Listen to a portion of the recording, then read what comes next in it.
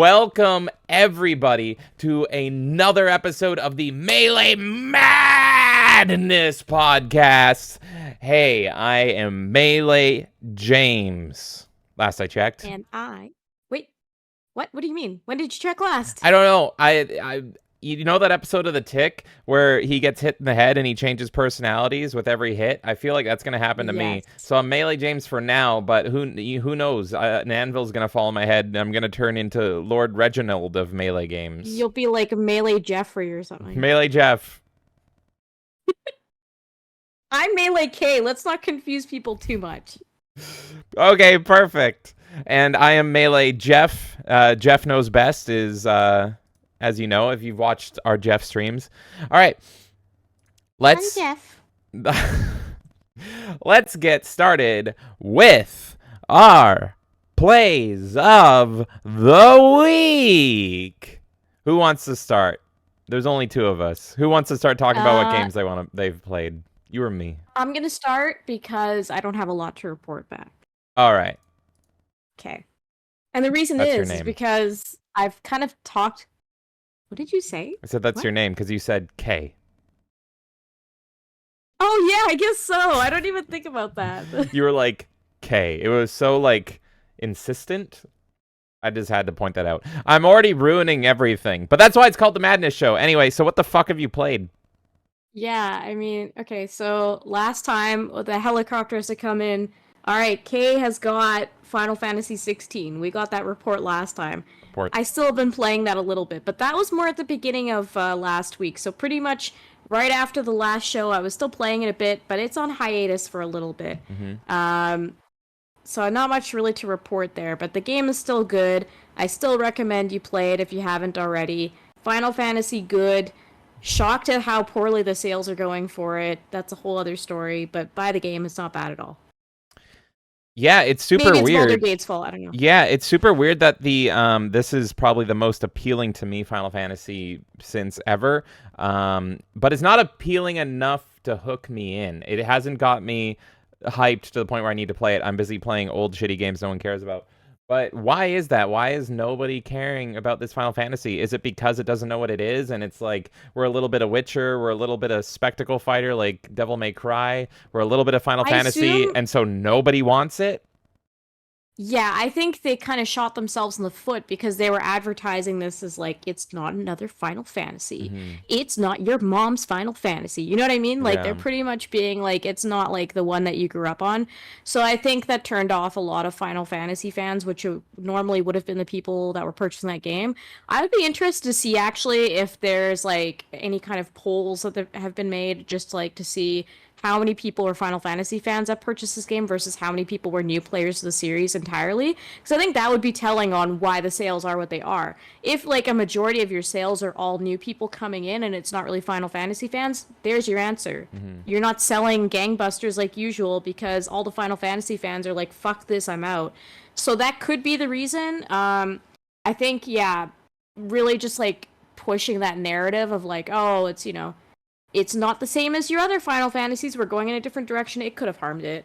But, I mean, that's the other problem with it is that, like, I love this game, but I think it became too milquetoast and wishy-washy in, like, what it's supposed to be for. Yeah. So that's where you end up with a problem because it's a lot harder to appeal to a new market than it is to just go with your user base, right? Like, most companies fight their whole lives to find a product market fit. Final Fantasy had their product market fit and they changed their formula in, you know, the idea of let's bring in a new audience. Their audience wasn't aging out at all. Yeah. Like, people, like, they were still carrying the same people and they were still getting new people because a lot of the people that grew up on Final Fantasy became parents and introduced their kids to Final Fantasy, and those kids are at the age where they're starting to play Final Fantasy as well, so it's like... The MMO is still beating WoW, you know? I think, right? Exactly, like, and the MMO is doing better than ever. So it's just, it's very bizarre, but... what can you do? I had a thought. This just triggered a thought, and I know I might be derailing everything already, but you know, I'm Melee Jeff. I have to derail. That's why it's called the Melee Madness podcast. It wasn't called the Melee We Follow the Rules podcast. We're not like that. Here's where I think I differ from the average bear or the average gamer. But I think The I've average figured, bear. yeah, I think I've figured out the average gamer, the average mindset. I think when you're making a new game in your series, and this is from experience in playing games my whole horrible life, you can change the art style. You can change the characters. You can fuck over the characters. You can write a totally new story that destroys old characters or like changes everything. You can pretty much do what movies have been doing lately and screw over IPs in gaming that way, and people will still buy it. Or you can change the character designs, make it look ugly, pretty much ruin everything. But if you Yeah. change the gameplay, boom, you're out. Because this is like Shadowrun, right? So I love Shadowrun, the shooter. Yeah. It's true to the source material. It's got the right characters, it's got the right vibe, the right everything. But Shadowrun is supposed to be a top-down, turn-based, like Western RPG, like old school Yeah. PC RPG. It's not supposed to be a class-paced, multiplayer-only shooter. So even though it's like we're true to the world and we have the story and we have the character, like everything's there, but it's a new thing. It's a new genre. Right. We don't want this. And this Final Fantasy, it's like it's in line with the Final Fantasy stories. It's got chocobos, it's got all the feelings and everything, right? It's you were saying it has like alluding to like former characters and all that, Yeah, but the it's gameplay is totally different. yeah, that's the thing is like a lot of people fell in love with the turn base of Final Fantasy. Mm-hmm. It's not there anymore. I think that's probably the biggest thing, but I felt like they were kind of graduating through that because the Final Fantasy VII Remake was not a turn-based game in the same way that the original was. So I kind of felt they were kind of graduating through it slowly, and it made sense that this is where they ended up. Yeah. But I would say that's the only biggest change because otherwise, I mean, yeah, like the loot systems and all that stuff are still pretty much similar. Like, Right. there's obviously like little things that modernize, but for the most part, it feels like it's the same. Even the level up system and stuff, I compared it to Final Fantasy X. So it's not like you've, excruciatingly changed this game, but I do think what you're saying is true. That if you change the fundamental of a game, that's when you really have a problem. Because the thing is, the only two like glaring things they've changed in this game is the tone and the gameplay, Yeah. right?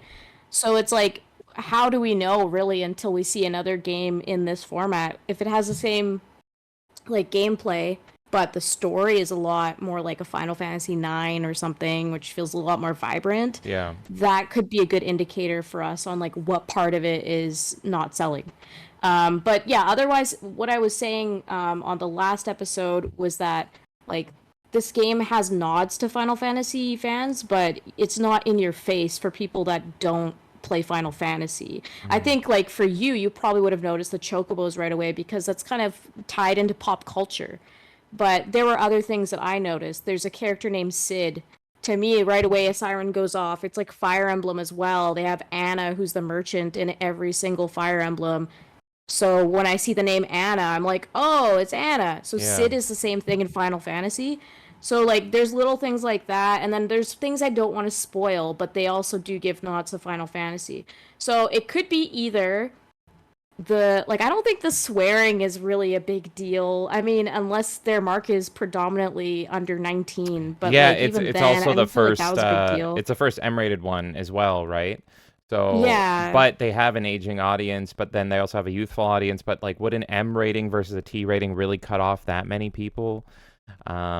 But It's so hard to say because it's like in some ways it could if you're like a parent, right? And like as a parent, let's say our parents, they would have, I mean, your parents are an exception because they let you play GTA anyways. But yeah, they're like my fuck point it. is that like you're a kid and you walk into a store, and I've been that kid before that I was like 16 and I wanted to pick up a game that I knew I was allowed to play, but I couldn't by myself Hmm. because you have to be a certain age. So I wonder if those kinds of walk-in sales where the kids see the vibrant cover and they get excited, but now they can't because it's an M game, Hmm. if that affected sales, but that seems negligible to me.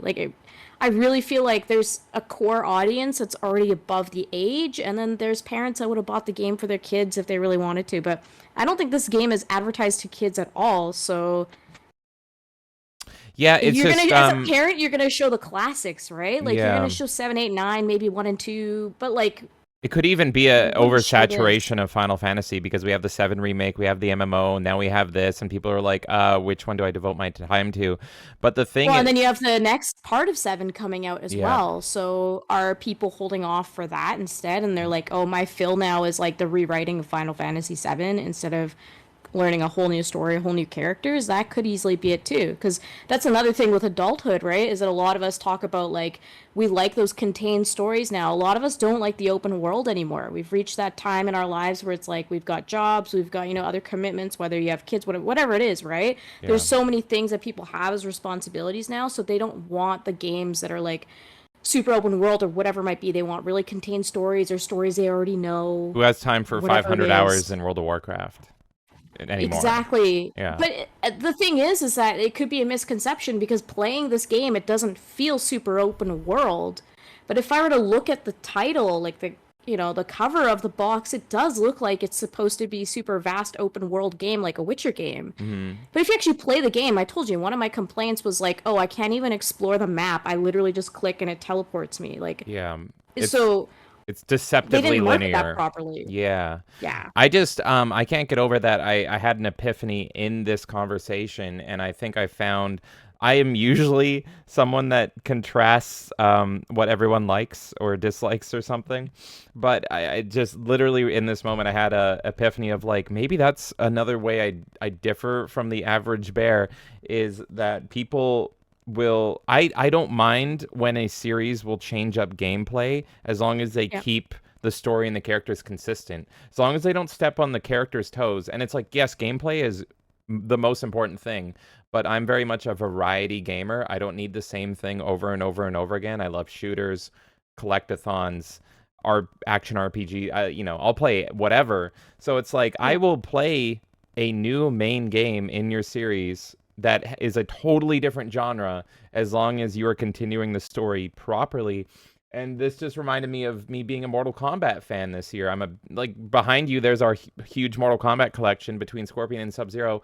I've loved this series all my life, and I don't give a fuck about Mortal Kombat One because it looks so ugly. The story seems so fucking dull. Every character looks like the worst design ever. But James, this game also changes a mechanic. But here's the thing. But the new Mortal Kombat game, it's still a 2D fighter. At the end of the day, it is Right, I still get, yeah, okay, it's still yeah. a 2D fighter. What the people buying Mortal Kombat, they want the 2D fighter with the fatalities. They want Street Fighter with violence, right? And they want that. If I think about my favorite Mortal Kombats though, it's the ones that didn't sell well. It was the 3D era, which is most akin to like Soul Calibur, where they're like, let's change it up and we're going to be a Yeah. 3D fighter now and we're going to have different varying fighting styles. Deception is literally in my top 3 Mortal Kombats ever. And that one, it's the 3D ones are such a slower pace because you can counter this way and there's all this different moving in them. They don't feel like the last Mortal Kombat games. They don't feel like the Mortal Kombat games that came after because 9 was a return to form where they went back to 2D and they are never going back to 3D. I think the average, there's people that love the 3D games, but the average person I would say, did not like those ones. And I love those ones. They were true to the characters. The stories fucking continued. They were fucking awesome. Like literally Deadly Alliance and Deception especially have great stories. And I love them. This story looks like shit. Sorry, I'm going on my own rant here. This story looks like shit to me and the characters look like shit, but I'm still seeing everyone excited for it because at the end of the day, you pick up your controller and it's still a 2D fighting game. It's still there, it's still the same genre.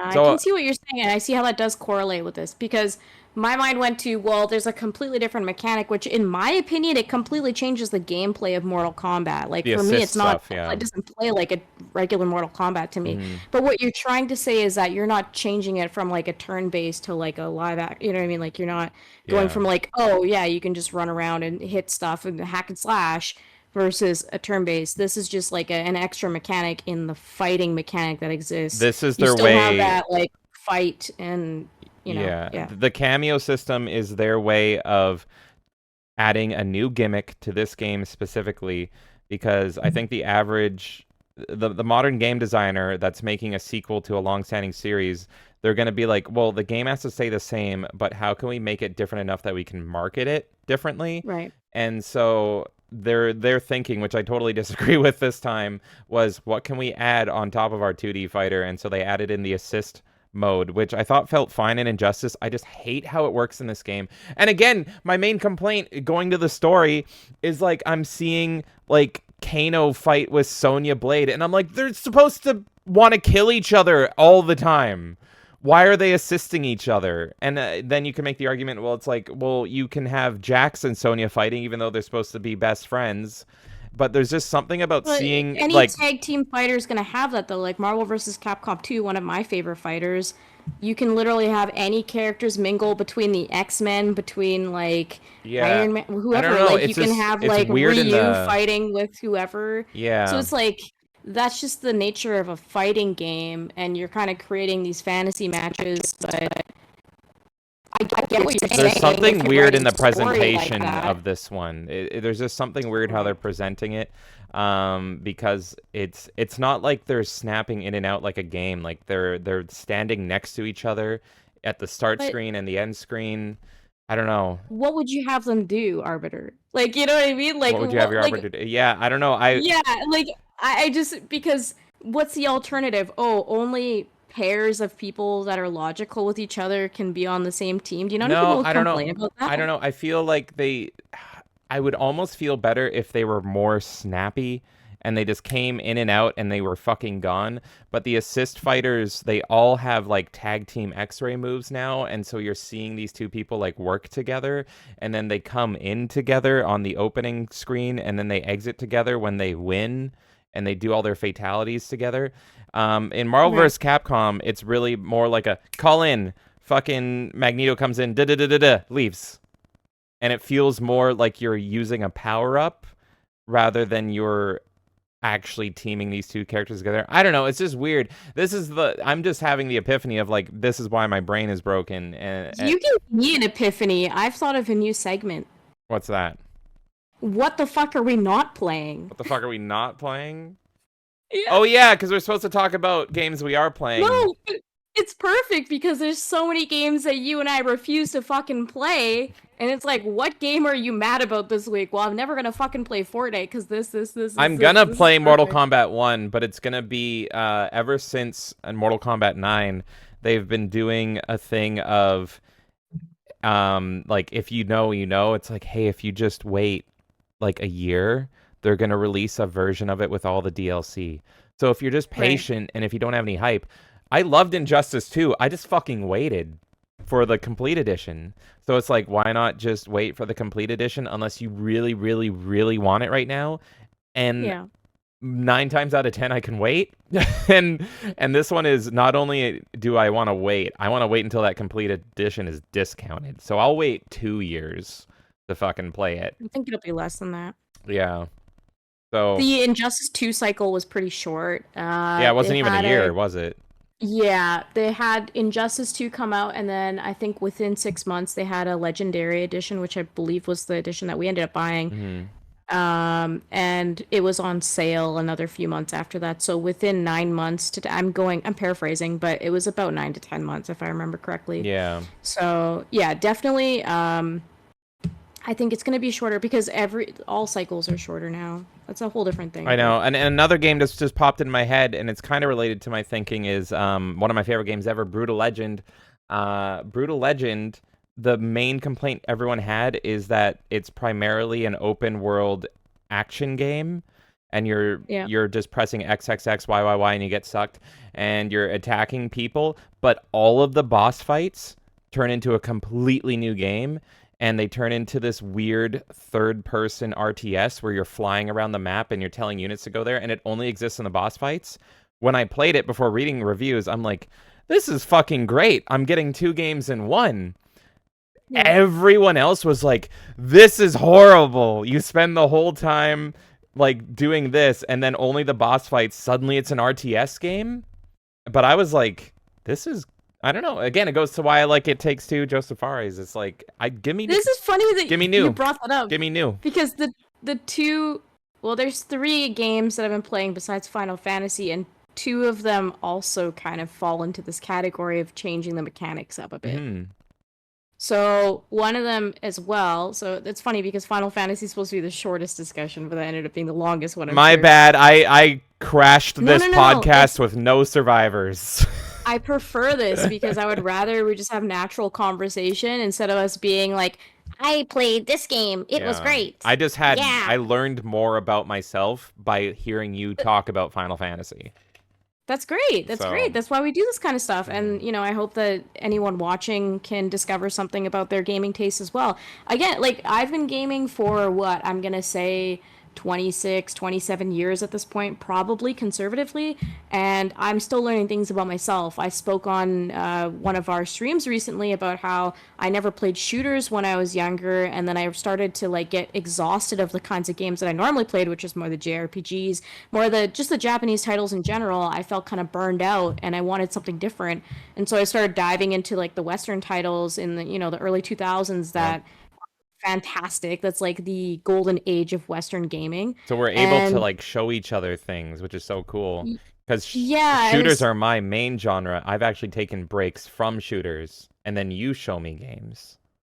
Exactly. So what I'm saying is like you discover so many things about your gaming taste, and that can strike you at any time. Mm-hmm. And like that can strike you when you're playing a game that's totally unrelated to what you're doing. So that's why again, we call it the Melee Madness podcast, is because we have a general structure.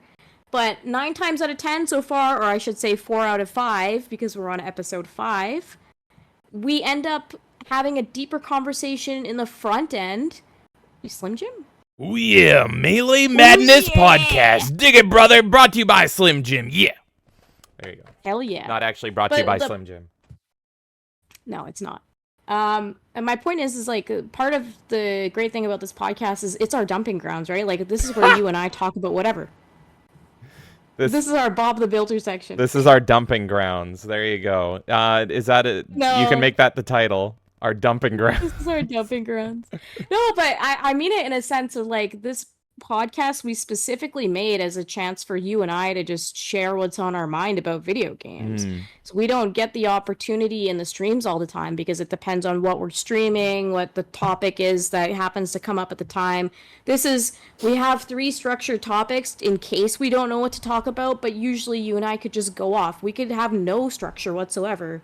And you and I could just start talking and talk about whatever. So that's true. I'm glad that you made that discovery about your gaming because, like I said, it strikes you at any time. And one of the things I had was a moment where I thought, do I not like video games? Am I like, not that I felt like I was posing or anything, but I was like, I'm really not enjoying this anymore. So am I not actually like a long-term gamer? Like, was this just something I liked as a kid? Am I getting too old for this? I didn't know what it was. And then I realized, oh, I'm only sticking to 1 or 2 kind of genres of games when there's so many different kinds. And so I need to explore a bit and have fun. And now I'm like, no, I do love gaming. I love everything it's about. It's my life pretty much, if I think about it. And it was just a burnout. That's it. And I just wanted to experience a different side of it. So what you're saying totally makes sense to me too. For me, it's like, do I hate gaming? No, it's the developers who are wrong. And so it's more like, I just don't like, on average, what modern game design is. And so when I feel like I'm getting burnt out on gaming, I'll just go play a game that's considered mediocre that came out in 2005. And it'll get like 6 out of 10s from the old official Xbox magazine or something. But then I'll be like, this is amazing. This is like a 10 compared to what we get nowadays. And I have other friends that feel this way as well, where it's just like, wow, I hate video games now. And then they play something that they just loved 20 years ago. And it's like, where did this go? Why is this not still being made? What? Where did this all change? It's a deep conversation, one of which I'm not going to talk about with this specific section, but I do think that video games fall into the same things that film does, that music does, etc. I think everybody has a window of nostalgia for themselves, and that's always going to be your peak of gaming. Whatever came out in that time, you're going to be more forgiving of certain things in that time. You might dabble a bit further back because maybe your parents introduced you to some stuff that was older than that, so you might enjoy that. Typically speaking, you're going to hit a certain wall where you decide, I don't want to like enjoy these kinds of mechanics anymore, or this type of direction in film or music or whatever it is, and you kind of lose touch with what the common thing is. So it's always hard to decide, is it me that's just getting old and this stuff is actually okay, or is the quality control bad? Because in my opinion, right now, The I still latter. feel like it's a quality control Yeah. issue. I don't feel like it's necessarily a I'm aging out of it. Yeah. It feels like people don't care the same way that they used to, and ultimately people are not building to the same quality that they used to. But I do think that's a much bigger conversation. Yeah, So I've heard that argument used before for wrestling, where it's like whatever wrestling you like is just the one from your childhood, and that's the best one.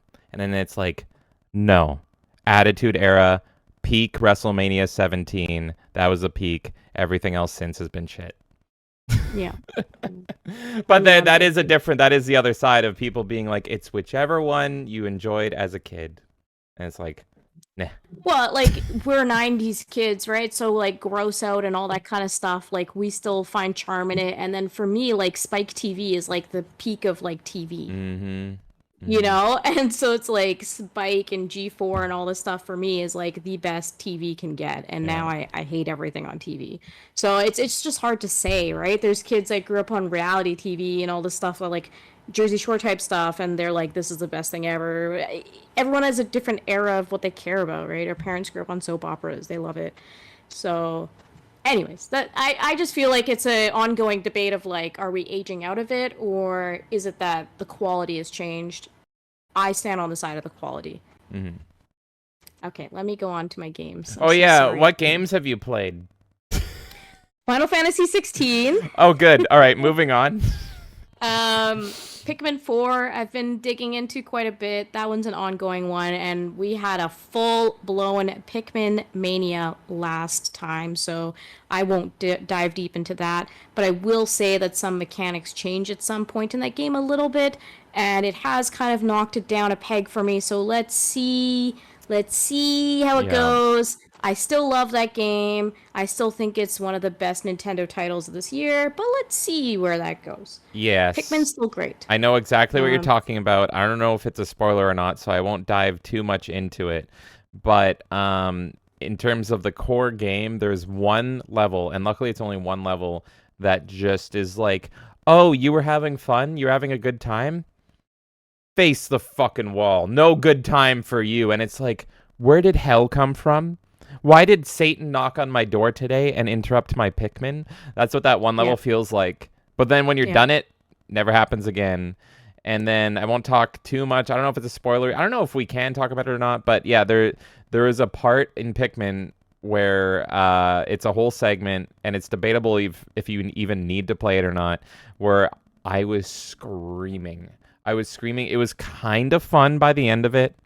I kind of get the appeal, but my God, while I was playing it, I was screaming and miserable, which is not something you can play games where you're just screaming angry, right? I do that. That's what a lot of gaming is for. But I did not expect that to come from this game where I was having a pleasant, grand old time.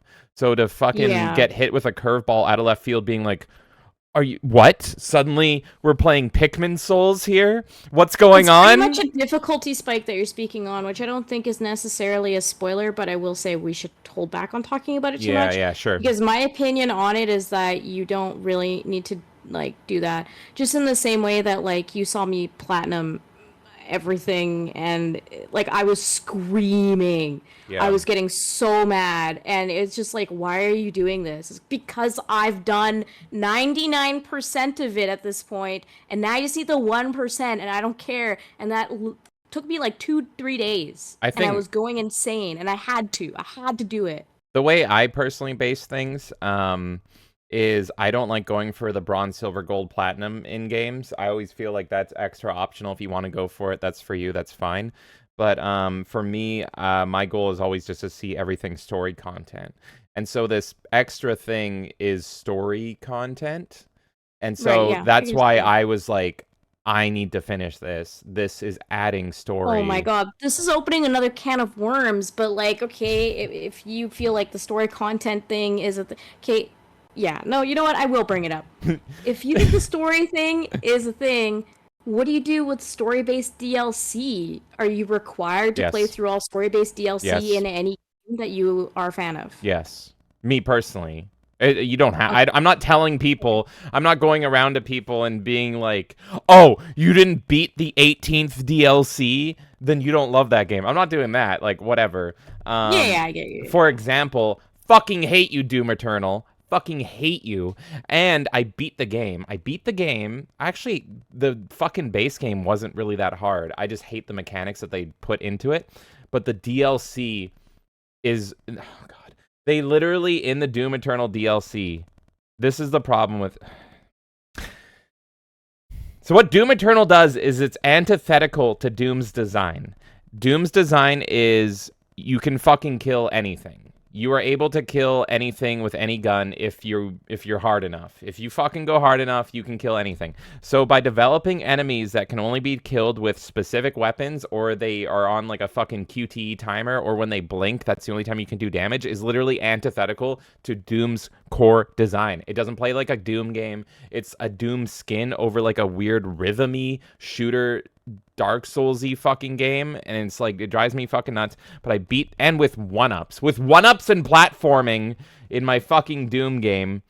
So then when they made the DLC, these assholes, they literally heard all the complaints because you either loved it, and I would say you didn't love old Doom. You're not coming here for Doom because it's like it's so different. It's such a different game that it's not really Doom. You either loved it and you're like, this is great, but it was like, okay, but is it Doom though? Or you're a Doom fan, and you're like, this is not fucking Doom. And I know it's like, here's the thing, people will be like, didn't you just say changing genres? But this isn't changing genre. This is saying we're a Doom game and we're changing like how the shooter mechanics work. And it's like, Yeah. okay, but it's still a first person shooter, but you've just made it awful. You've made it awful. The 3D Mortal Kombats are great games. They just change things. This is awful changes.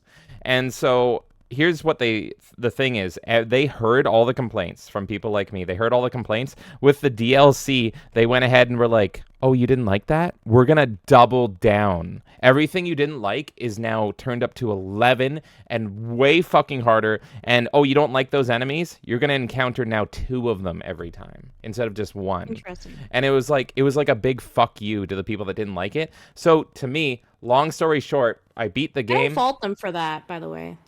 Hey, whatever, it's their fucking game. I shouldn't have given them money for it because it's shit. Exactly. But I didn't know it because I thought it was going to be more like Doom 2016. That's another thing. Doom 20. I don't even love Doom. Yeah, I don't even love Doom 2016. With what you're saying, which is like not necessarily the I shouldn't have given it money because who the fuck knows, right? Until you play a game, unless you Yeah. watch a review beforehand. But what I'm saying is that it's their game. So if they had certain mechanics in mind, you can go in the direction of, okay, yeah, we'll fix it, and that's cool of those studios, and I agree with that when it happens sometimes. But like, you can also say, well, this is how we intended the game, and therefore we're going to continue to do that. And I think I prefer companies that go, this is the intended way that we wanted to build this game. If this game isn't for you, then don't play it. I need to look it up because I can't. I want to see if there's evidence of them literally doing it as a fuck you or not, or if it was just their design. I'm very curious if they saw the complaints and then they're like, oh, everyone doesn't like this. We're just going to go even harder then. But anyway, long story short, I beat Doom Eternal, but to me, one of these days, I still need to beat that fucking DLC, and I hate it so much because it's just sitting there in the back. Why do you have to beat it if you don't like the game? I don't know. There's something wrong with me. There's something wrong with me. I get wanting to beat DLC. For, like the first time I cracked the seal on DLC was Fire Emblem. and I bought every single DLC possible for it. So I understand like cracking the seal on it if it's like something you're really passionate about. But if you don't care about the game, then why does it matter? I care about Doom, and it's story based. And so I've heard some people say, that's what I'm saying, is it's story based. Some people say this is how Doom should end on a story perspective, because like Doom Eternal's ending doesn't really end anything. It just is kind of like that's it. But apparently the DLC has like a very final ending that I don't know. And so I'm like, fuck. If it was just bronze, silver, gold shit, I wouldn't bother. I would not fucking care. I wouldn't have bought it. But it's very story based, and it closes the story of Doom 2016 and Doom Eternal and this. Right. Okay. So I am definitely a masochist, and I don't like it. I'm sure a lot of people would be like, just go watch it on YouTube then. But I'm like, it's a video game. No, that's I gotta different. beat it. I don't agree with that. I gotta beat it. I don't have an issue with people watching Let's Plays or streamers or whatever that is. If that's the way that you want to consume content, that's totally fine. But if you're trying to experience a story for the first time and you're specifically there for that experience, I usually recommend that you play the game. It really depends on how you like to experience things, but to me, video games are interactive. So the point of it is to play it yourself and get into it. If you're there to like view a streamer and hang out with the chat and whatever, like I get all of that. That's still a thing that can exist. But if you're trying to experience a story for the first time and it's a game that you know you would enjoy the gameplay of or whatever it is, you should do that yourself. Or if you're already invested in it, right? Yeah. Like you've already played the game. It's not like you're like, oh, I've never played Doom and I have no intention of playing Doom, so I'll watch someone play it. It's more like you're saying, I've played like 90% of this game and now there's some 10% DLC. So why would you watch the DLC when you can experience it? Yeah, I have another thing as well where it's like, if I've invested X amount of time in a video game, I just have to get through it, or else I feel like I've wasted all that time. I have played 25 hours of Doom Eternal, so I've spent 25 hours. What about cutting your losses, like, and saying, okay, this is why I don't gamble. 25 hours, but I'm not going to give an extra 5 hours when I can give that to another game. And there are a lot of games out there that even giving them 5 hours, you can get such a fantastic story, like Brothers. This is why I don't gamble. You can play another Brothers equivalent, right? I am that person where I'm like, what if I digged just 5 more feet and that's where the gold was? I can't cut my losses ever. It's not in me. I can't cut losses. I am all in all the time. It's all or nothing for me. I would dare to say that within the first 10 hours of a game, you definitely know if you like it or not. And I would say even less than that. That's a whole nother conversation. And that's why, like, Final Fantasy 13, I think it was, when that came out, I believe the whole thing was like, you can play this game and you enjoy it 25 hours in, and we're all like, that's the dumbest fucking thing I've ever heard. You're gonna make me play through 25 hours before I like this game. I can't remember the exact number. Yeah, no. But I remember it was a big deal when it first came out because it was like, oh, the beginning area is all tutorial, and then you'll like it. And it was like, the beginning area is like in the double digits of hours, for sure. It was over 10 hours, and it was like, you can't tell me to sit through 10 hours of a game before I like it. This is a whole, this is another conversation, because how much time you spend with a game and what's appropriate is subjective. So for me, the sweet spot for a narrative game is between 6 and 12 hours, and 12 hours is really pushing it. So I like my games really between 6 to 10 hours. So saying that's crazy to me. Because my favorite game of all time is 80 hours if you do everything. There is exceptions. I love KOTOR, and every run I do in KOTOR is like 90 hours because I need to hear everything. But really, my favorite narrative games are the 360 era 6 to 10 hour linear story-based experiences. That's my favorite game design. I can buy your game, I can spend 6 to 12 hours in it. I get a full story, beginning, middle, and end. Done. Move on to the next one. I love that gaming. That's the gaming for me. In fact, I didn't play Warhammer 40k Space Marine until way after it was out. I played it in, I want to say 2015, 2016, and that game came out very much in that 6 to 10 hour era on the 360. I'm looking up right now. It came out... Oh my god, because it's also the figure. I want the game. Okay, there's the game. It came out in 2011, which I would say is right at the end of when that era was a thing. And I beat that game Right. in like, yeah, it was like 7, 8 hours or something. And I was like, oh, that's what I liked. It told a whole story and it was done, and it didn't waste my time, and then I was out of there. Again, I also say Brothers is one of the best games ever made. You can beat that game in an hour. So, Yeah. for story-based games, I like them having a proper flow. I like them having a proper flow. If they don't have a flow, I hate it. I've talked about it before, but Dishonored, I had to stop reading all the lore in it and everything because it was just dragging the game. It was artificially lengthening the Yeah, but game. I think, look, if a game is telling you more of its story in text, in things you're reading, I don't think that's really good storytelling. Like, Yeah. you can have that as, like, I wouldn't even really consider them Easter eggs because I think it was so deeply tied to the story that it was, like, pretty much essential reading. Yeah. But you can have scripture that like adds like character perspective, you know, like captain's logs type stuff. You can definitely have that in your games. Mm. But if you're doing it to the point where I finish your game and I still don't know the basic plot because I didn't stop and read random pieces of paper on the floor, you have not done a good job of telling your story. A lot of the storytelling should be just felt within the linear progression of the game. Yeah. So I think that's a poorly written story. Even if people love that game, I don't care because it's like you can love that game, but at the end of the day, do you love it because you went through all of that stuff and that's the only way to enrich your experience, or do you like it without that? I mean, I absolutely loved how BioShock 1 did it. I think that's the perfect way to do it. You can get a great story, BioShock 1, by ignoring the tapes, but the keyword is they're tapes. So you pick up the tapes and they start playing, and they play as you carry on with your gameplay. And so you're looking at this world and everything, and the tapes are placed near a body. You're usually grabbing a tape from the person, and then you're hearing their story. And so you can look around and you can still move around and do stuff, and that's adding the lore without halting your gameplay and progression. guys, But it I'm throwing inflates out the the budget. format today. I'm throwing out the format today because that triggered something else in my brain. Oh Okay. my god, the So madness. you We need a bell when the madness hits. Like we usually have a the structure. madness siren. We have a structure, but if the structure gets fucking thrown out, I go ring a ding a ding a ding a ding a ding a ding ding. Exactly. Madness time. So you, when you played Batman, you're listening to all those tapes and all that stuff too. So Yeah, do they're you great. think that they told too much of the story through that, or do you think that they No. did a good enough? Like, can you play the story and understand it without that? Because Yep. then, if so, I don't think that's a perfect game. No, that's a perfect game.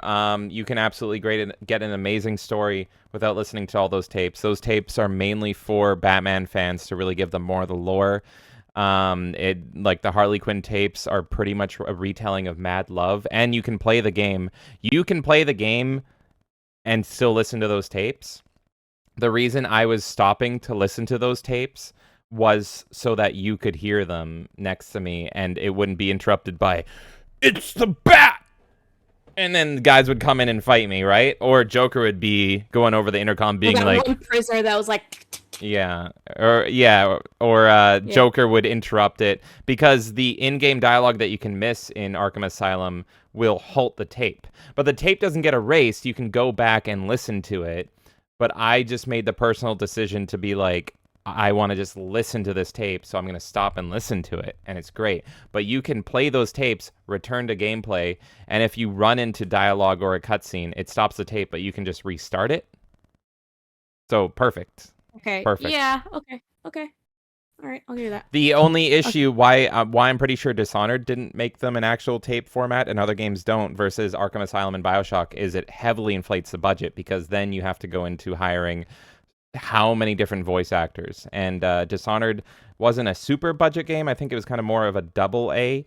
So I don't really fault them for this. The game was just much better when I started ignoring their version of the tapes, their version of the I still lore. fault them for that. It was just There's so many ways you can tell a story. You don't need to just rely on voice acting to tell a story. You can visually show things. You can have flashbacks. yeah. There's so Then many things you can do. then Like, you then can you're have inflating the random cutscene characters you budget. talk to. I don't know. I would have to look into how tight Dishonored's budget was. I know also You can have a story that's totally fine, and then you can say to people, if you want to buy this book on the story afterwards, like a Star Wars or a Halo or whatever it is, buy my book. yeah, exactly. Any of those things, then you can do that extended universe reading. But to have all that slogged in there, I would rather just pay for a $10 book outside Did of you playing that game and be like, I got to play that game and now I can go and read about it and get extra stuff into it instead of being stopped every 5 minutes in the middle of gameplay for that did shit. you play Fuck that. Dishonored, or have I just told you a lot about it? I don't remember. I know bits and pieces of it, so I started playing Dishonored, and then I got bored of it. To be Yeah, quite honest with you, I stopped playing it because I was like, I get the premise of it. The worse your decisions are, the more the plague rats come after you or some shit. I don't know. it took me 26 hours to beat Dishonored 1, including all the DLC. And yeah, I actually heard from a lot of different people that they got bored of Dishonored. And why is that?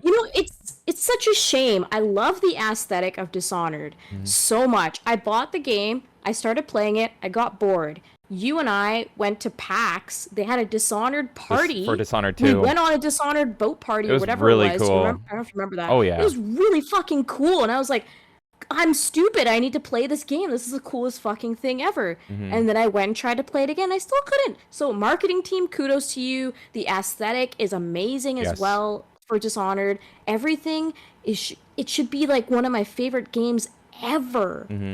But you did a really bad job in terms of your actual game because I cannot. Can't. There's something. And I bet this game is going to age out poorly too. Yeah. I think this is going to be a game that, like, you can still play it right now, but I bet you a few consoles down, you won't even be able to touch it. Same as, like, what I was complaining about with Legacy of Kain.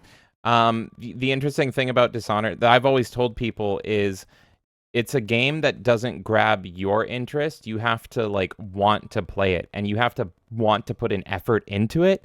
You know what I mean? It's the dumbest thing ever.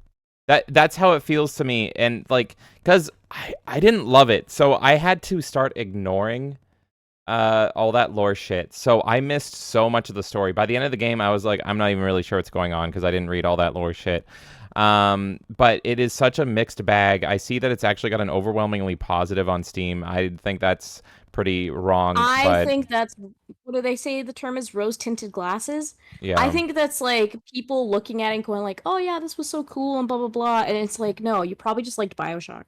One of the reviews is best game ever made. No, I love the ambiance and the I whole love that too. the aesthetic, but yeah, I've always felt that, like, the game is almost, it's got a weird feeling when you play it where it's almost like too open and it gives you too many choices to how to go about things, and so you're kind of left there to your own vices, and it's like, go, but it doesn't, there's something not clicking with the design to give your instincts to go. It doesn't make you want to play it. You have to, like, make yourself play it. And there's some. But here's the thing that I remember that turned me off from it.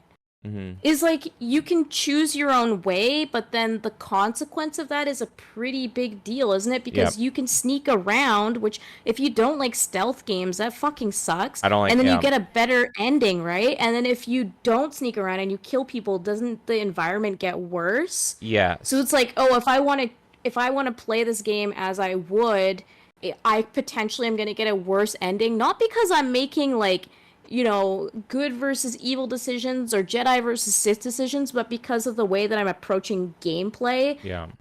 Like, pretty much determines what kind of story ending I get. I think that's a big mistake. Like, on paper, that sounds great because it's like, oh, the way that you choose to play can impact the world more than, just a basic, like, Telltale type thing where it's like they all lead in the same path. I think that's a really cool concept that you can, like, change the environment just based on your playstyle. But, like, if I don't like stealth games, but I love everything else about your game, you've ruined the game for me. Because what if I want the good ending?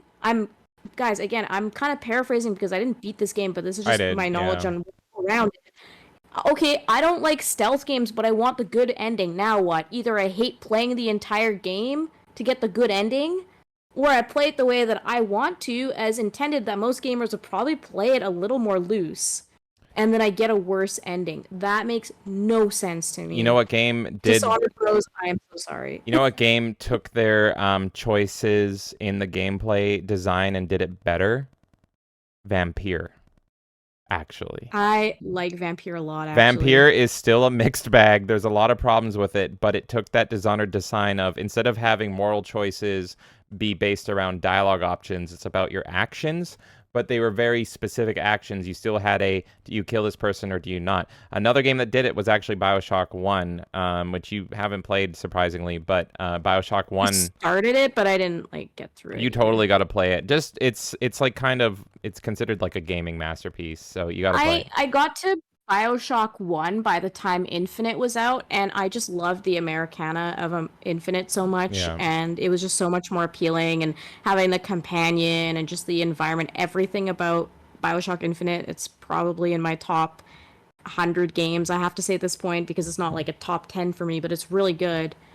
But BioShock 1 to me was just too dark and grim, and this all comes down to preference. I don't think it's a bad game. I just didn't invest in it. So one thing I want to say about Dishonored, and this is what I didn't like about this system, and it was a good in concept but terrible in execution, is in the base game you're playing pretty much a good guy. He's pretty much set as a good guy, but yes, like you said, the choices are based on how you play.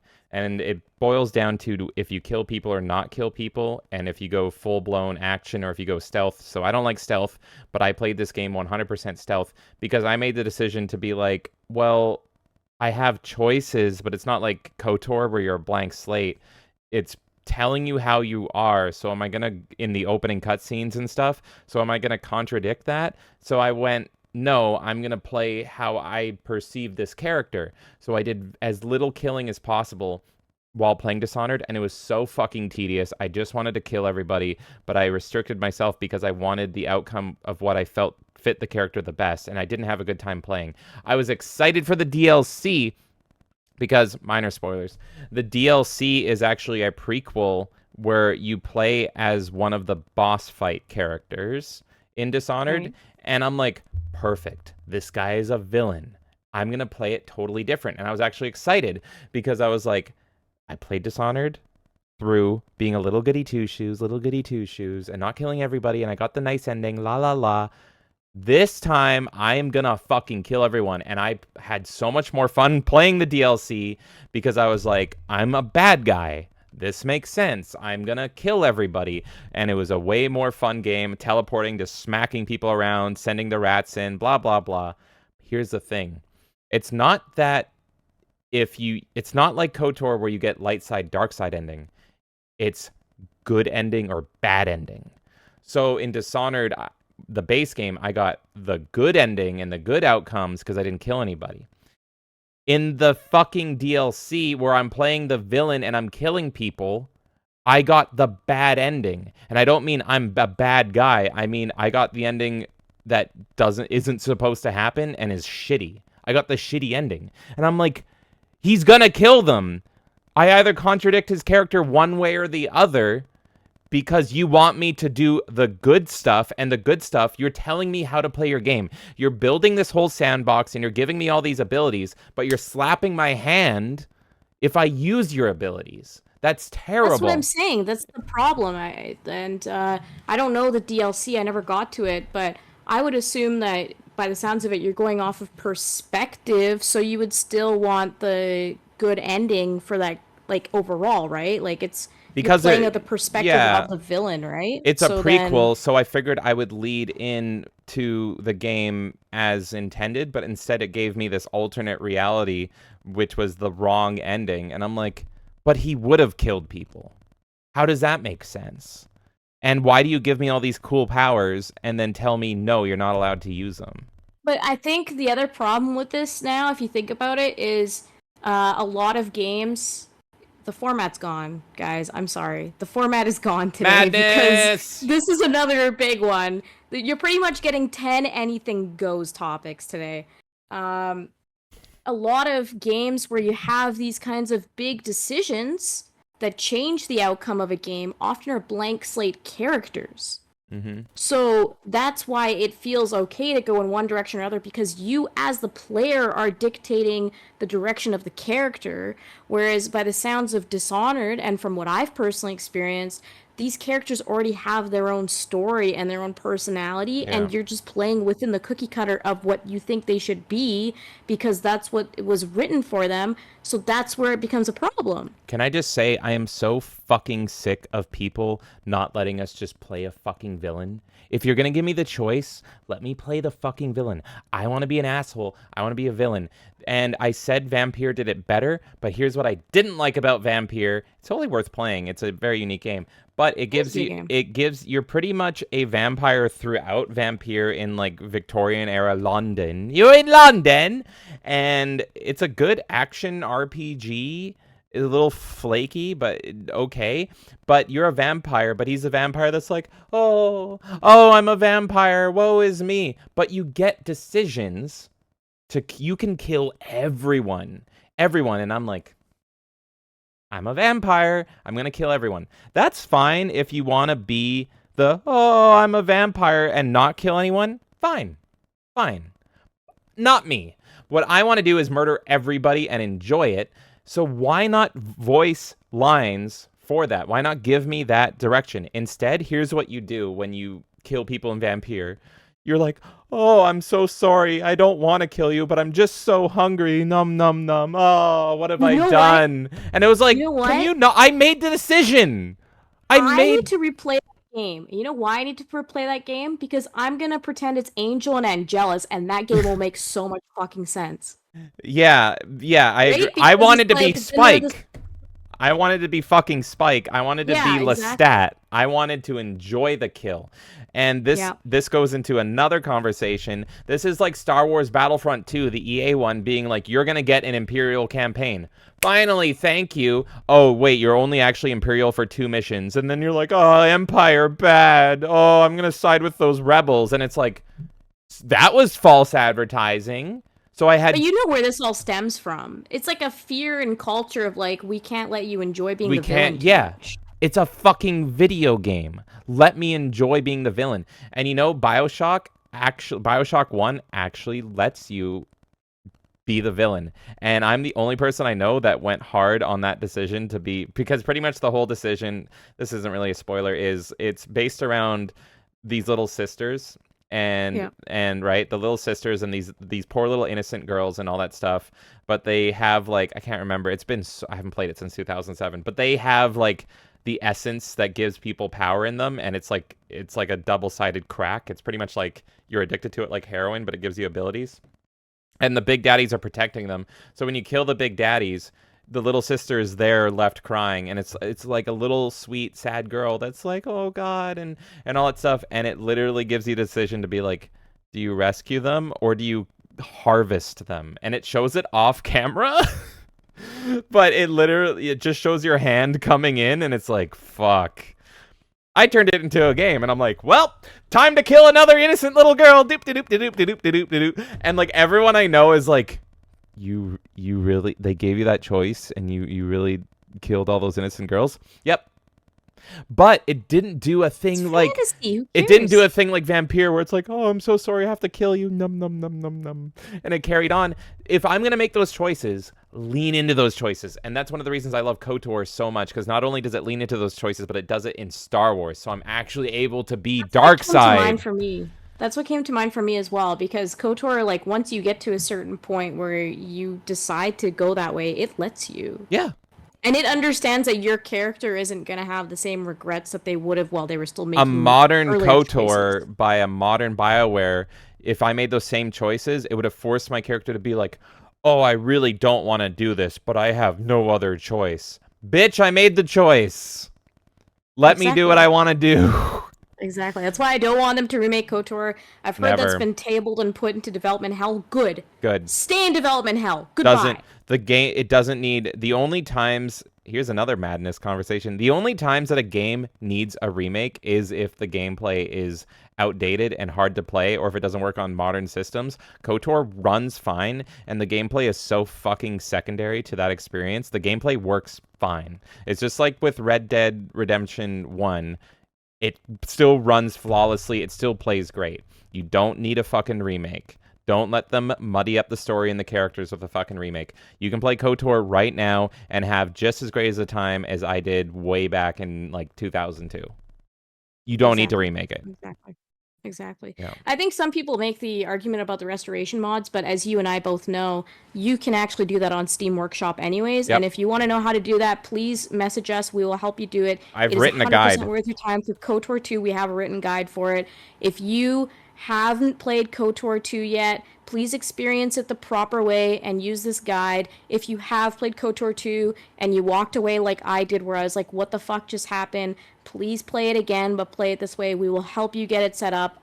I'm very passionate about this, and I know James is as well, because it's probably one of the best games of all time, especially with that restoration. It is night and day. So you can get that. It is completely possible. It's very easy to do. We'll help you. I know it's worth your time. A lot of people get scared off when they hear mods, like they're worried about something installing in their computer, or this is very plug and play. Yeah, it's like Lego. They feel like it's a huge hurdle to get over. But I do want to say that I used to be a huge Steam shill. It's dampened in recent years with some of their changes and decisions over at Steam. But one thing I still absolutely love about Steam is how easy Workshop support makes mod support. The way Workshop works on Steam is it has to be done by the developers. They have to say, we allow Workshop support. But if they do that, and KOTOR 2 allows it, which is it's a freaking miracle in my opinion, all it is you install the game just as normal. Then you're going to get an extra little tab in your library right next to the rest of all the other tabs when you look at a game on Steam that says Workshop. You go in there, and it's like shopping for DLC, but it's all free. And you just go click, add, and Steam goes, oh, you just added a mod. Boop, it's in. That's it. You're done. So you just buy KOTOR 2, you go to the Workshop, and then you just look up the Sith Lord's Restoration content modification. It'll be the fucking top thing, and you go, boop. Game's fixed. 10 out of 10 game. Arguably better than the first.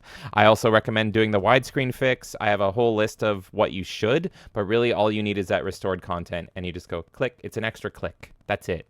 There's no unzipping files. There's no worrying about viruses. There's no going to sketchy sites that have fake download links. It's literally you're buying it through Steam just as you'd buy any game, and you just go click. Play it. Is this a podcast? Okay. So here's what I suggest for the remainder. You and I just literally fire off the titles we're playing, also partially because you've been streaming a lot of the titles that you've been playing, so I think people that normally watch us will mostly know, and if not, you can check out what we're doing, and then we'll get into news and we'll go into the Anything Goes, because I have a feeling the Anything Goes I have prepared is going to be a big topic. Really? Too. Oh my god. Yeah. So 28 hours I'll stream. Just hammer off. Yeah, so Final Fantasy 16... is it 16? I just had There's so many Final Fantasy. I just had an epiphany about you playing Final Fantasy. I think I'm a different gamer now. I'm fucking with you. Go ahead. Go ahead. No. Pikmin 4. I'm playing Buffy Chaos Bleeds, so I'm not playing the original Buffy the Vampire Slayer anymore. I'm playing Chaos Bleeds. I'm gonna play both, but that's the one I started. And then James and I've been playing It Takes Two together on stream. James, just fire off the titles, and then we'll get into the news. Yeah, I will do like 2 sentences explaining them really quick as well, because you can't shut me up, which is what my teachers always said. I am currently playing... True story. Huh? True. True story. Every single report card I ever got was like, talks too much. Every single report card. All of them in elementary school. The high school teachers, I just caused them to get addicted to smoking cigarettes. Okay, I am playing Toy Story 2 right now on PS1, and I am fucking loving it. This is a game that I played as a kid, and I had a freaking blast, and I was so bad at it, because I used to actually be worse at games, that I only was able to experience, like, Andy's bedroom, and I was afraid to leave his bedroom, so I never went anywhere else. But now we're on, like, level 4 or 5, and I've been streaming it, and I'm having so much fun. It's made me love Toy Story even more. Like, that's what I love about movie-based games, is that they can really enhance your movies, and... What? 1 or 2 sentences. For me, this is 1 or 2 sentences. So yeah, movie-based games can really enhance both. I could have ranted about Buffy for ages. All right, moving on. Also, fuck you. No, it's fine. Finish your thought. I'm just saying. I could have ranted for... I will rant. That's pretty much it. I love micro-themed stuff. This is a micro-themed game, and I've coined that term. I'm going to trademark it. Susan, don't get any ideas. But I love big things in small packages. I love being tiny in like a normal sized world, so everything seems big, like Honey That Shrunk the Kid. So I'm calling it micro-themed. Obviously, Toy Story story is micro-themed, just like the movies. And I am fucking loving it. It's a surprisingly good collectathon. I highly recommend it. We're going to keep streaming it, even though YouTube doesn't like it. Fuck you, YouTube. And I was also playing Twin Peaks Into the Night demo. Holy fucking shit. This is literally my favorite game of the year. I hope it comes out this year so I can literally say, hey, YouTube thinks it's Deadly Premonition. That's so funny. They auto-marked cool. They auto-marked it as Deadly Premonition. That's really because cool. I'm just looking at footage right now. That's funny. So yeah, Twin Peaks is my favorite show of all time. It's David Lynch, who's maybe my favorite director of all time. And these two people decided to make a game that is like it's very much a PS1 game. It's got like very Resident Evil, Silent Hill vibes. All the menus and everything feel like Resident Evil or Silent Hill. But because the story of Twin Peaks is very detective-y, it plays more like a point and click so far. And I am fucking loving it. I'm loving it so freaking much. I can't wait for the full release. And I have been oozing about it on Twitter nonstop. You're definitely, if it comes out this year, going to see me play more. And that's my 2. We can move on. That's your 2? Yeah. Okay. Okay. Let's do news then. All right, let's do news. Next, we got AI detective game Vaudeville adds speech recognition for 8 languages. The experimental AI title Vaudeville now has speech recognition support for 8 more languages. For those unfamiliar, Vaudeville is... One second. Vaudeville is a AI-powered title that puts you in the shoes of a detective trying to solve a murder case. Every NPC can be spoken to and will talk back with a uniquely generated response. You can read the announcement below. Bumblebee Studios is excited to announce the addition of speech recognition in 8 diverse languages. Starting today, players of Vaudeville can converse with their favorite characters in English, Chinese, Spanish, Italian, German, Korean, French, Japanese. This groundbreaking feature seeks to elevate the user experience, enabling global fans to blah, blah, blah. You get it. Yes, English good. We wanted more.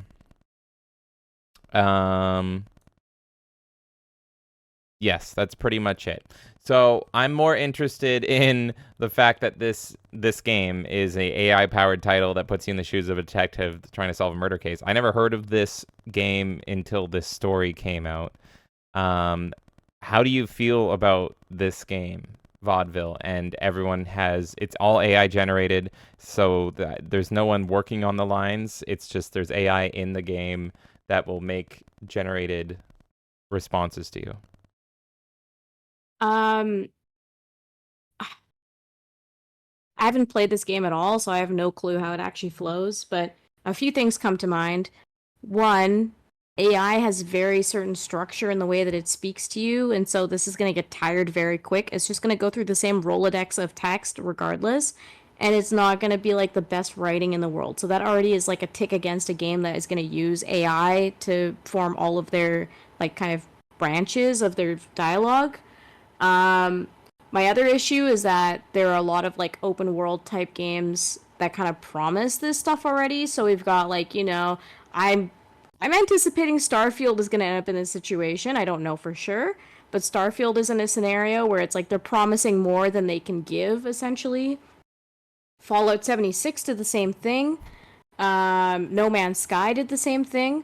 So are you now in a scenario where you're promising unique dialogue and all this kind of stuff constantly and it's not going to perform? Like, this seems like a very poor marketing tactic, in my opinion.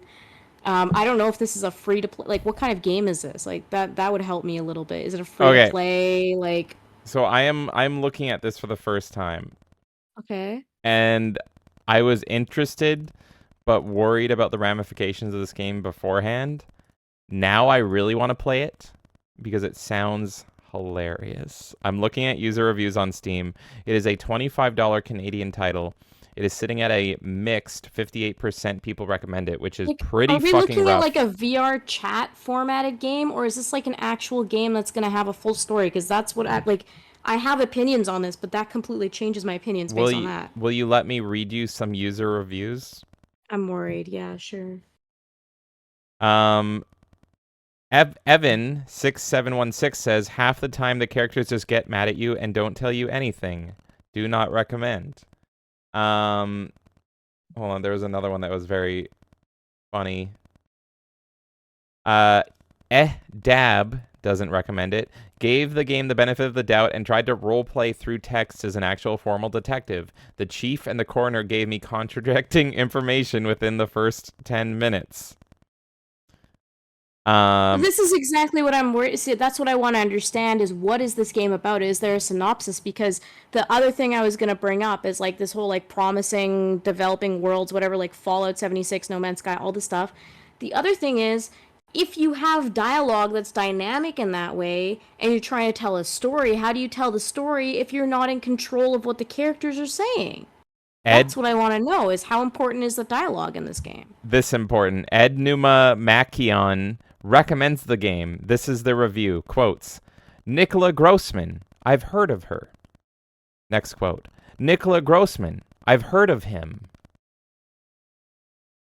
Welcome to AI. Someone else, Hadoken 3000, says, I laughed so hard that my stomach cramped. 10 out of 10. So I want to play this to see how much of a shit show this is now. This seems like it's more in line with what we expect with AI, where it's a neat idea and arguably a scary idea because it's like, is this going to take jobs away from devs if you do a game this hard? But as usual with modern AI, and hey, this might be an actual risk in the future, it is a total fucking shit show mess, and that sounds hilarious to me.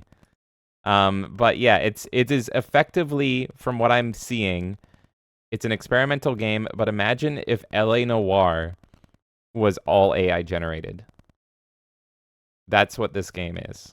Is it supposed to be a open and closed story, or is it an open world? Is it MMORPG? Is it like what kind of game is it? It is a narrative-driven detective game that immerses you in the heart of Europe in a Is there an end of the story? Seems like it. This is a contained game. This isn't like a World of Warcraft breathing world. That's what I'm There is no other players. It is single player. Then this is a disaster. This is not going to go well at all. No. And this is now hilarious. The way that you should implement AI, if anything, is you should have like an MMORPG where you go up to characters and they actually interact with you, that kind of way. Mm-hmm. I think Fallout 76 tried doing something like this, where like the dialogue would feel more unique or something. That makes sense to me, but having an actual like story that's already built and everything, and a game that's built around it, like how can you quality control that's actually going to happen? And as you see the reviews, they're getting conflicting information. So I think it's a disaster. But it'll be funny to play. But like, I'm looking. AI's not ready for this yet. I'm looking at a screenshot because you literally will either type or speak into your microphone to interact with the characters in the game. And so I'm seeing someone here say, I'm a really funny woman. What? I don't like that it does that, because that means that they're taking your dialogue and that they're going to recycle that. That's why that's a privacy concern. That's why they added all these languages. It's your language they're adding, so you can now speak in Spanish and Italian and all that. Like literally speak into the game. And then the AI hears it and then responds. Tool to farm. It sounds like a tool to farm people's dialogue to build an AI. To me, this is not a game. This is literally them trying to build something to build more AI. This is an AI builder. This is not a game. This is poorly packaged, and I hope Steam takes it. So you want this? Okay, so I shouldn't play this. I shouldn't play this because it could be really funny. I don't give a fuck if you play it. I don't care if you play it. I'm just saying that it's very clearly to me the same thing that Snapchat tried doing. It's true. It's the same thing, but now they're infesting video games with it. Fuck you. I don't think this is an actual honest, like somebody's trying to build a game. I think this is somebody saying, speak into a microphone. This thing will talk back to you, but it's recording and keeping all your audio. Probably. And then they're just going to use that to build their own AI engine that they probably got some tech company building. And then they're going to recycle real human dialogue and integrate it into their AI. Fuck you. I bet you anything that's what that is. Probably. And we're going to find out later. We're going to hear about it in like half a year, and it's just going to go under the rug. Yeah, no, it's just like, yeah, because you see that with every single company. That's like what 23andMe does, right? They just keep your DNA. And exactly. So yeah, that's bullshit. Fuck that. I'm not touching that game. You can play it if you want. I don't know. Well, now you scared me off. But like, I'm looking at some of these screenshots, and they're so fucking funny. This person is typing to this NPC that they have to talk to, and they said, "I'm a really funny woman," and the NPC said, "Prove it." Then the player said, "Why did the chicken cross the road?" And then the NPC said, "No." And the caption they gave the screenshot, this is Evava on Steam, said, "At least give me a chance." So you play as Detective Martini no matter what. So I'm just looking at the text that's coming up on screen. You pretty much see an NPC, and they're just kind of standing there, like as if you're in Mass Effect, right? They're standing there, but instead of a dialogue wheel, you're actually typing, and you're playing Detective Martini. So here he's talking to someone named Chief Gnetsky.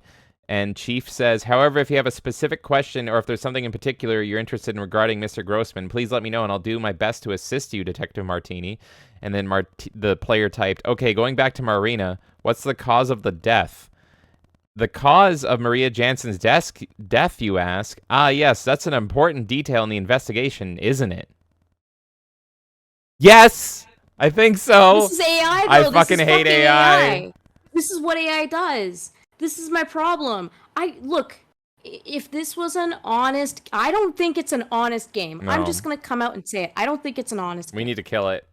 I'm enjoying these screenshots, I think it's somebody farming for fucking AI. I don't think it's a... Oh my god, I'm getting heated about this, but it's like, it's like... You're building this literally as like a cover for the fact that you're building an AI system. It's... I don't know. I don't know. I don't know. By the way, I agree with you 100%. It's just is really funny to me that you're getting mad at it, but I'm enjoying these screenshots. Here's another one where the player typed Spider-Man kiss, and Count Gravison says, "Ah, a reference to the iconic Spider-Man kiss. An interesting choice, my dear Detective Martini." What the fuck? It's like my comedy while also being really invasive and evil. Yeah, exactly. I'm fucking creeped out by this shit, man. Whatever. You know what? I don't care if you play it for the channel. It'll be hilarious. And maybe I'm wrong, okay? No, I don't know. Say I'm wrong. I agree with you. It's possible I'm completely wrong. Oh my god. Okay. Asshole. They are totally using a third-party AI. They're not building an AI for this game, and this screenshot proves it. Look at this. Detective Martini says, aka the player, "Do you know the blonde lady over there?" And then Pascal, a character in the game that I'm looking at, says, "As an AI chatbot, I don't have the ability to see or interact with the physical world, so unfortunately, I can't see the blonde lady you're referring to." The AI fucking broke in that fucking screenshot. It was, you should have responded to a blonde lady in the game, but instead, the AI thought you were referring to a person next to you, like as it's not even in a game. Burn it with fire. So they're literally just using they took an AI chatbot and they implemented it into their game. It's pretty much, you have an AI chatbot and then you have an artificial game behind it. And so it's like two things in one, and the developer is pretending it's one thing. But like, even if they're using a whatever chatbot, whatever the fuck, I don't know, if it had that response, it doesn't necessarily prove anything. It just proves to me that they're farming for fucking shit, because that AI is gonna learn from that. Monsieur says no. Detective Martini says, "Do you know where the lion is?" Monsieur, no. Did the lion escape? No. Just keeps responding with no. Anyway, like, it's hilarious. It's hilarious and awful. It's hilarious, but fuck them. Yeah. So this is rough. I don't know if they're making an actual. There's something in my gut that says they're not making an actual. No. I am 100% on board after seeing that lady screenshot. They're researching. Yeah, they threw in a fucking AI that is not built for the game. It's just an AI it's pretty much an AI to give you the illusion that it's a game, because this game, it's not even a game. It's just like character models they made. And then they're sitting there. Because how do you get to the end of the story if you're not even getting, like, it's different if it's a bug and it's like, okay, this dialogue here, there, whatever, it doesn't get you to that place, but like, it doesn't sound like there's anything in the game to put you on the proper path if the AI fails you either. Here's another one. To me, that's the decider. Someone said, "Let's recount those memories," and Monsieur says, "I'm sorry, I can't generate inappropriate or suggestive content." And that's in this narrative-driven game. That's fucked, dude. That's pretty much all the screenshot. Not that many people know about this or even playing it. Fuck this shit, Fuck this man. shit. I don't like this I shit. agree with you. I don't like it. It's good for a laugh. I'm glad I got to laugh at it. But beyond that, no, I'm good. Next up, we got. I feel a sneeze coming on. That's not the story. I just feel a sneeze coming on. Next one we got. The Pokemon Company might slow down game releases to improve quality. Pokemon fans have noticed the last few games had a staggering amount of bugs and glitches, feeling relieved knowing the Pokemon Company is aware of these issues. The publisher is reportedly a potential slowing down of their constant releases in an attempt to improve the quality of their products. Pokemon Scarlet and Violet were the last mainline title to be released this year, and many realized it was littered with horrendous bugs and glitches. Yeah, I remember all of those. Even though the game was oftentimes barely functional because of these glitches, the entry achieved the highest launch sales for any Nintendo game ever. Are you serious? Is that right? So I've heard, but I don't know if how true that is. How did that beat, like, Tears of the Kingdom? For Pokemon, I think. Oh, is it only Pokemon? Okay, that makes sense then. I'm pretty sure. In addition, the mainline title before that one, Sword and Shield, also had lazy texture animation work. The Pokemon Company Chief Operating Officer Takado Utsunomiya. I always sound like I'm speaking in Twin Peaks talk when I pronounce other people's names. Recently divulged in an interview that they are contemplating whether or not to slow down the releases to better quality of their titles. I think in general, he says, if you look past the path we've taken up until now has been this constant release, always regularly releasing products on a fairly mixed kind of cadence, you might say. Cadence. Thank you. Utsunomiya said, always having these products able to be introduced and new experiences for our customers, and that's how we've operated up until now. He added, I think we're still operating in that way, but there's more and more conversations as the development environments change about how we can continue to do this while making sure that we're ensuring really quality products are also being introduced. Seeing as how rabid Pokemon fanatics have still given such broken games record sales, it's unlikely the developer will take quality into consideration, as fans don't seem to care at all one way or another, and thus extra effort would seem pointless. What are your thoughts on that? Extra effort would seem pointless? I think that was the opinion of the writer of this article. Okay. I'm just going to take the actual concept around Pokemon slowing down and not worry about this editorial opinion. Okay. So I did play the last Pokemon on the Switch, whatever the fuck it was called. I don't know, Violet something, right? Something. And I don't even know. Scarlet and Violet, I ended up buying it because I am a Pokemon fan. I'm more of a Digimon fan, to be honest, but I am a Pokemon fan. And so I've played, like, you know, the old school ones when we were kids and stuff like that. And I was like, oh, I want one on the Switch. And I've even played a bit of Let's Go Eevee and Let's Go Pikachu. I think we own one of those. I played a bunch of that one, yeah. The only, like, modern one I've really skipped is, like, Sword and Shield. But otherwise, I've played most of them. So I was like, I'm going to buy this one too. Great. I'm going to have another Pokemon on my system and whatever, and I'll be happy. It's awful. It's so bad. Like, you play it, and it's like character models are clipping everywhere. Like, quality controls like at an all-time low. Things were constantly glitching on me. I was like, am I even playing like a modern system? Like, what is going on? Is this like a $20 game that I've come across? No, this is a $90 in Canada with tax. $90 game that I paid for full price. It's Nintendo. It's supposed to be like, you know, the kind of seal of approval. Mm-hmm. And it was shit. It was shit. So I am fully in favor of this team slowing the fuck down.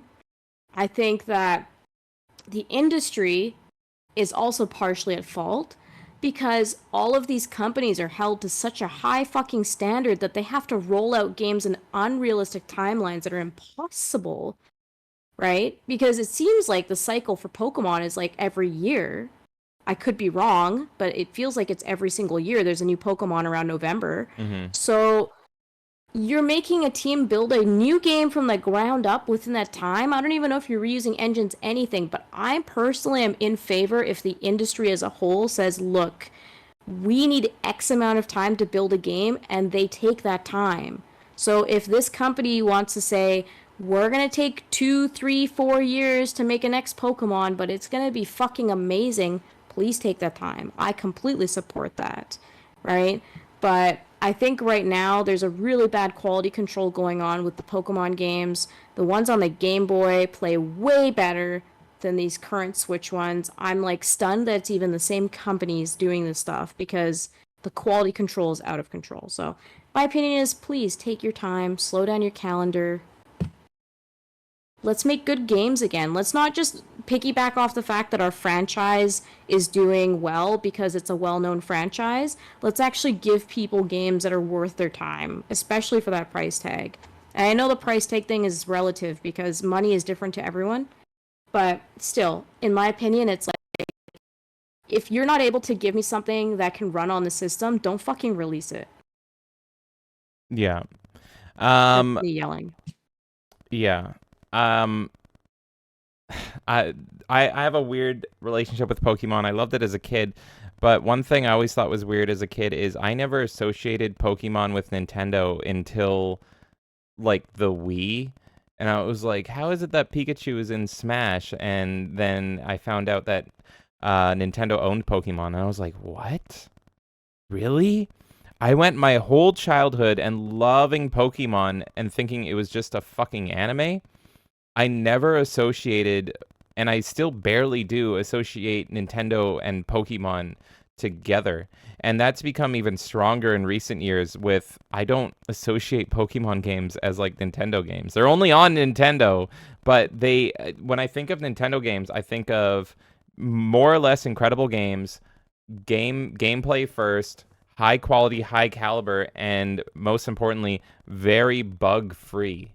9 out of 10 Nintendo games you will play on modern systems are very, very polished. And this goes through all first party Nintendo games. And I think Pokemon is considered first party, maybe second party.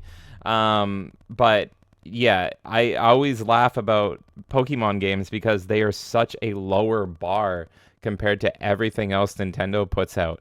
And I've never really gotten into the Pokemon games. I was a fan as a kid of the cartoon, and that was really it.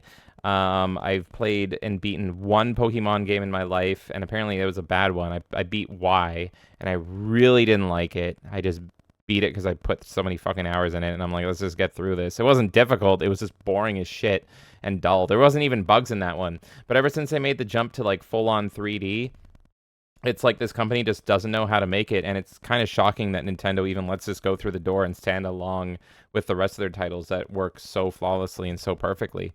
Yeah. So yeah, I would be really interested to see what Nintendo can actually, or what, whatever they're called, the Game Pokemon Freak, Company, whatever. yeah, what they can do if they're given the proper TLC that you see from other Nintendo games, Are because you guys still called Game Freak?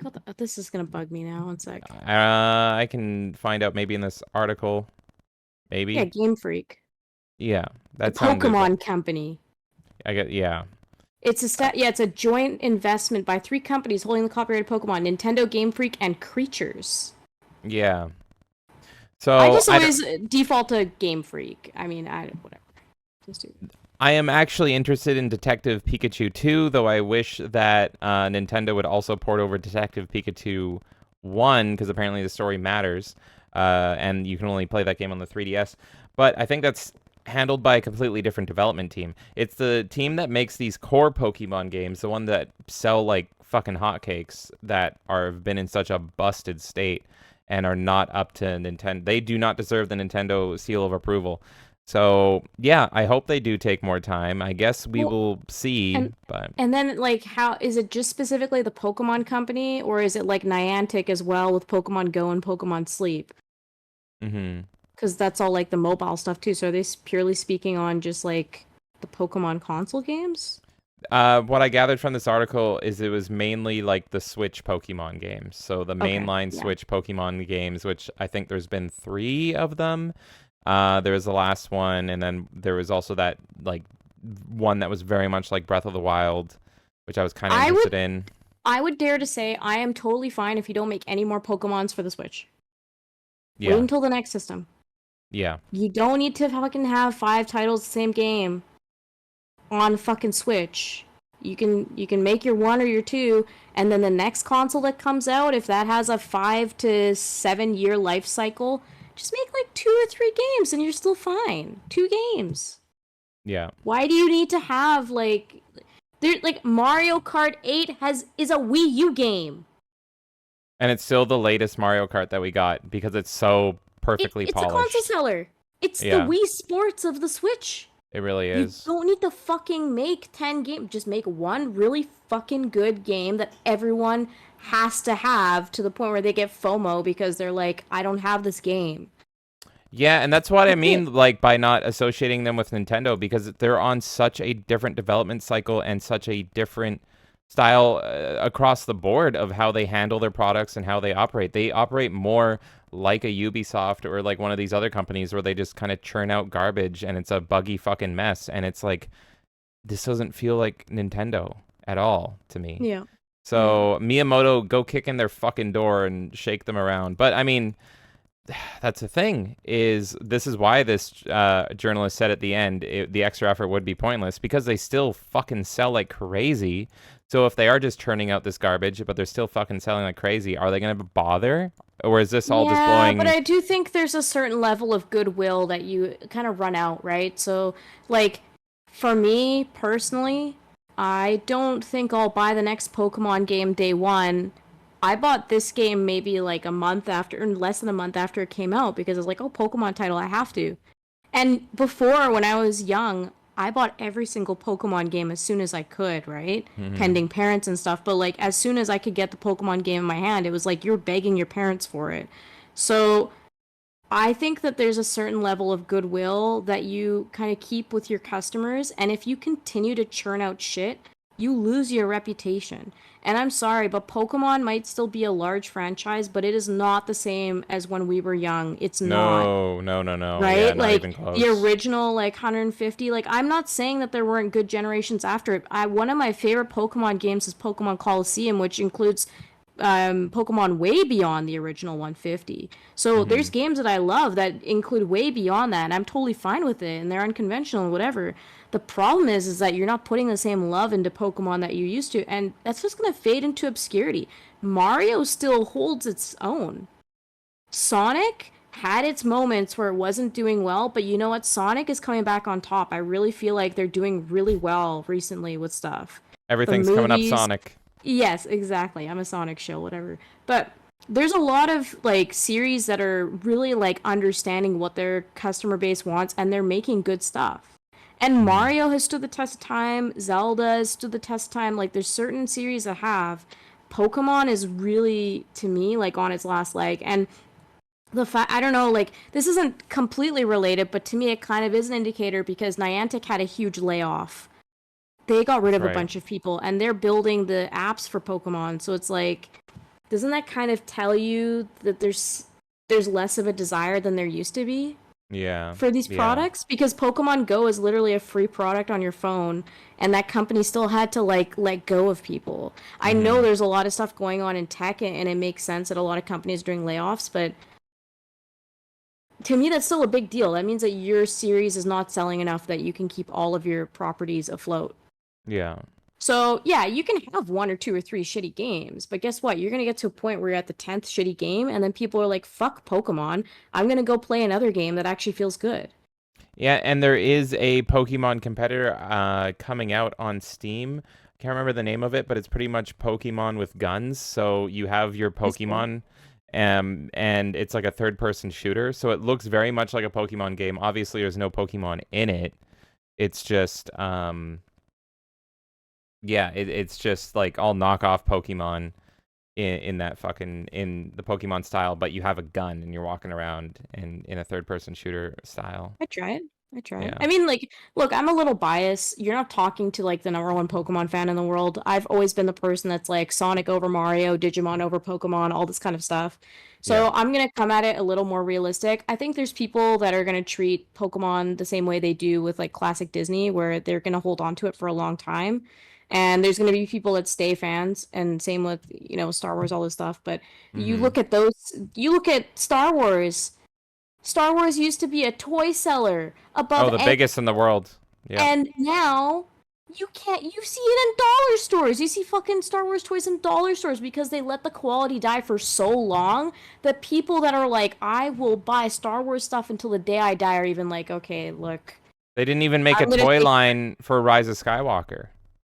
That's always anytime someone is like, well, you all liked the prequels now, so the same thing's going to happen with the sequels. That's what I always tell people. I'm like, the toys. All of it, all the numbers are in the toys. They didn't even bother making a toy line for Rise of Skywalker. That's how you know that Star Wars is dead. So it will be interesting. I think Pokemon's a long ways away of dropping to the low ranks of Star Wars, but for sure. But yeah, so I guess we will see what happens. We have to wait and see for the next Pokemon game. I'm interested in Detective Pikachu too, but I don't think that counts. I think that's made by a different team, and Let's I'm curious to know. Yeah. Let's see, Detective. I got it. All right, you tell me. Detective Pikachu. Oh, it's showing me the movie. 1 second. Oh yeah, you gotta look up the sequel of the game here. Let's see, Detective Pikachu 2. Pokemon game. It's a Pokemon company still. Really? It must be a different team in the Pokemon company. I don't know. Creatures, but then Creatures is also owned by them. So Creatures is doing Detective Pikachu. So let's see if Creatures also did, what is it, Violet? Because it might just be like 3 companies own it together, and then one side of the company does one game and whatever. Yeah, they did Scarlet and Violet and Aquarius, which was the other one. So they've done all 3, but... Or wait, no, they didn't. No, they didn't. Oh yeah, sorry, that is Game Freak. So Game Freak is dealing with the mainline ones, and then Creatures is doing the side stuff by the sounds of it. Yeah, Detective Pikachu, Pokédex for iOS. There you go. Yeah, so they've never done any of the mainline ones. So now the question is it Game Freak that's slowing down? Is the entire Pokemon company that's... It's the issue falls to Game Freak. It's the Game Freak game. To me, it's Game Freak, yeah. So yeah. I guess we'll see. I don't know. We will see if Game Freak can freak it up. To me, we'll freak it up. To me, it's just like it. Again, I always think of like snowballing things, right? It's like it doesn't start that way. I still saw episode 7. I still went to the fucking theater. Mm-hmm. You couldn't hold a gun to my head and take me to 9 to the theater. Yep. There's no way. So it's like it doesn't start there, but it'll sure fucking end up there if you keep going. But the other thing I will say before we move on is I think this would be really good for the industry as a whole, and I think it'll be a big deal that a company like the Pokemon Company is slowing down. I think that's really good. It's a green light for other companies to go, you know what? If a company that's a subsidiary of Nintendo has to slow down a certain IP because they're not pumping out the quality they want, even if this is, you know, in my opinion, it's like a kind of sideline Nintendo property. Like you said earlier, it's kind of like it is, but it isn't almost Nintendo property because it doesn't go through the same quality control. But if even Nintendo's in this situation where one of their IPs has to slow down, I think that's a good sign for the industry that other people can take that risk too and say to their investors, look, Pokemon Company, literally Game Freak, has to slow down because they are not able to meet these deadlines and their games and their sales and everything are suffering. So we should be able to make our game in this timeline because that's more realistic and that will give us better content so that we can stay on top. I think it's healthy for the industry that a company like this is doing this now. All right. Well, I guess we will see. And now our final segment, we got Anything Goes, and I have no idea how anything goes. Tell me, Kay, how does anything go? This is a really anything goes. What do you mean by that? Are you ready for this? This is anything crazy goes. I'm not even posing a full question. I'm going to bring up a few words, and it's going to create mayhem. Are you ready? No. Okay, well, too bad. Goodbye. All right. Do it. Television and movie-based games. Why would you do that? Are you serious? What about them? Talk about them. I mean... Oh, that's it? I mean, I could ask, what are your favorite ones? That would be the kind of like direct question. But I think there's more to that conversation than that. I think there's a conversation around how do these movie and television games tie into stories that already exist. I think there's conversation around like how has the industry changed in writing these kinds of games? Like there's so much around it that I don't want to limit it to one question, which is like, what are your favorite ones? Mm-hmm. Okay, yeah. So if you watch our streams and all that, you've probably heard me talk about this before. Movie-based games good. Good night, everybody. No. Okay.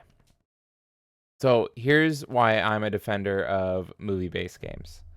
Yes, a lot of them are trash, but the ones of them that are good or were good, because they don't even exist anymore, were perfect. Perfect. Because you know what they did?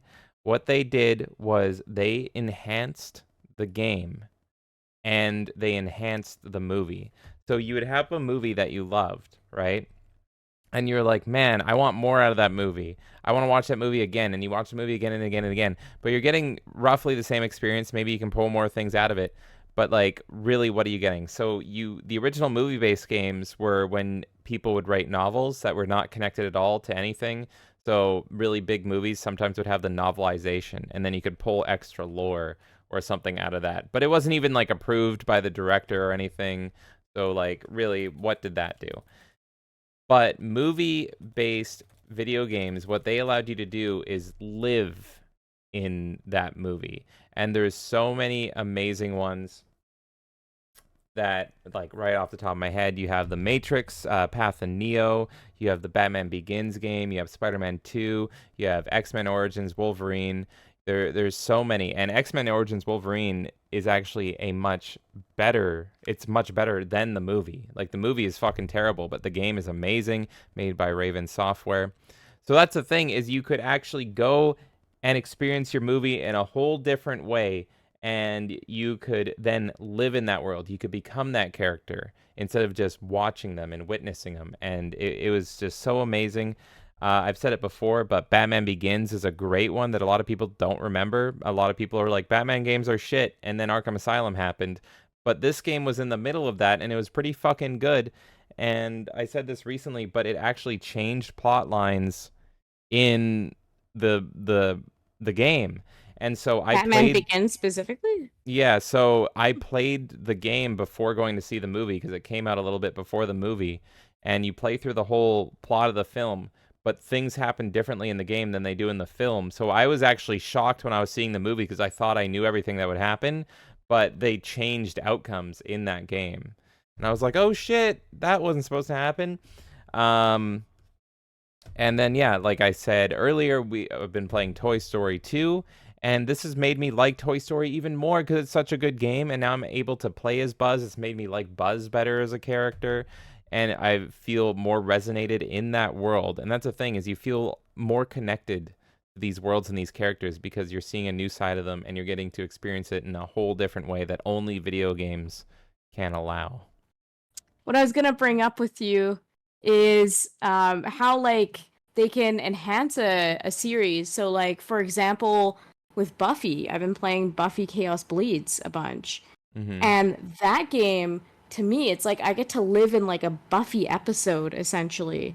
And it's Right. a story that's unique to, it's inconsequential to the rest of the series essentially, but it's almost like its own season in a way because it's like they're specifically revisiting certain characters. And I don't want to spoil the plot, but I feel like if people play this game, they'll understand what I'm saying. It's like it's literally taking kind of like what the last season was trying to do a little bit and making its own season out of it, but this was before the last season was even a thing.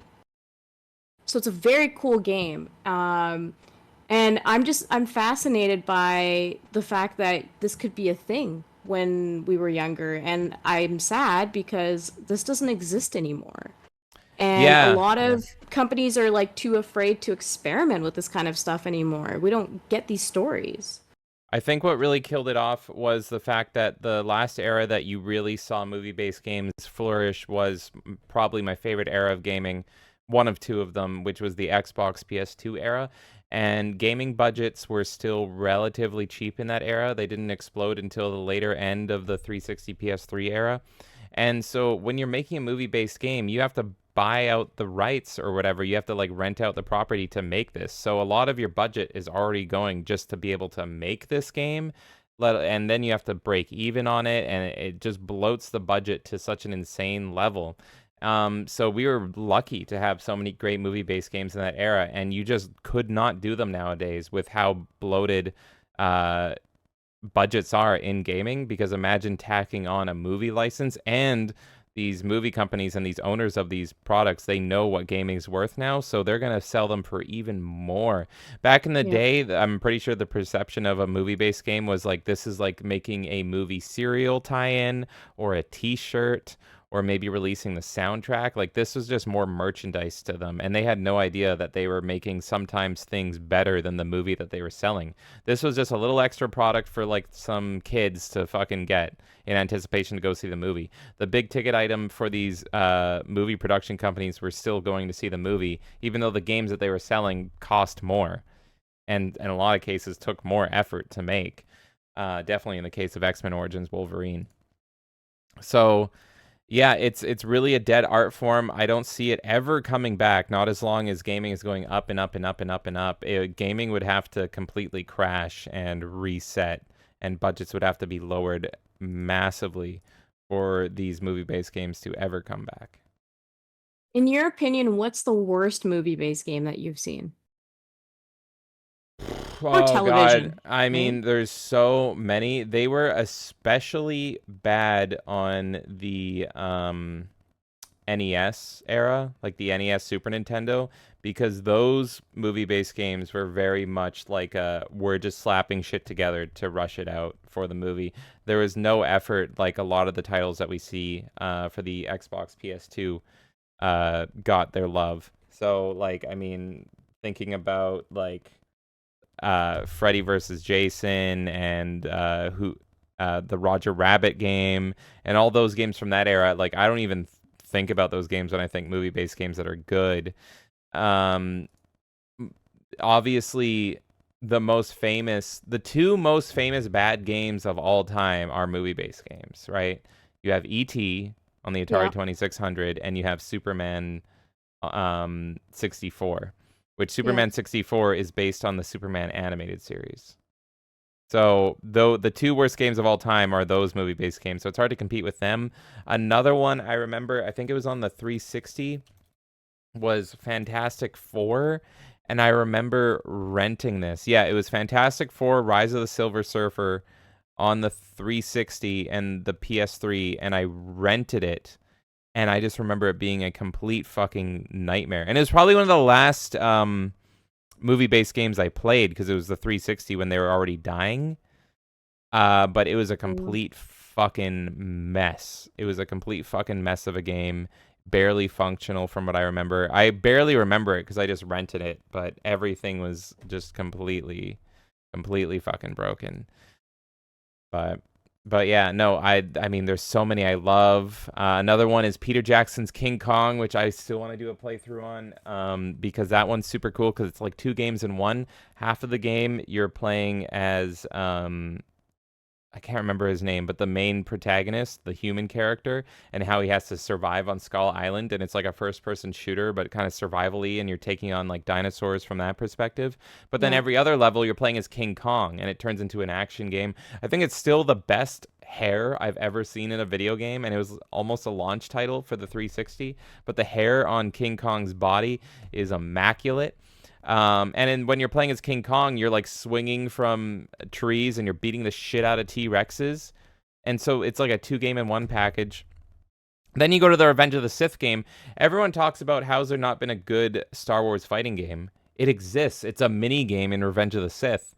So it's not Masters of Teräs or whatever from Star Wars, but as you play the game, you unlock more characters for the fighter mode in that game, and they have Count Dooku in there, Anakin in there.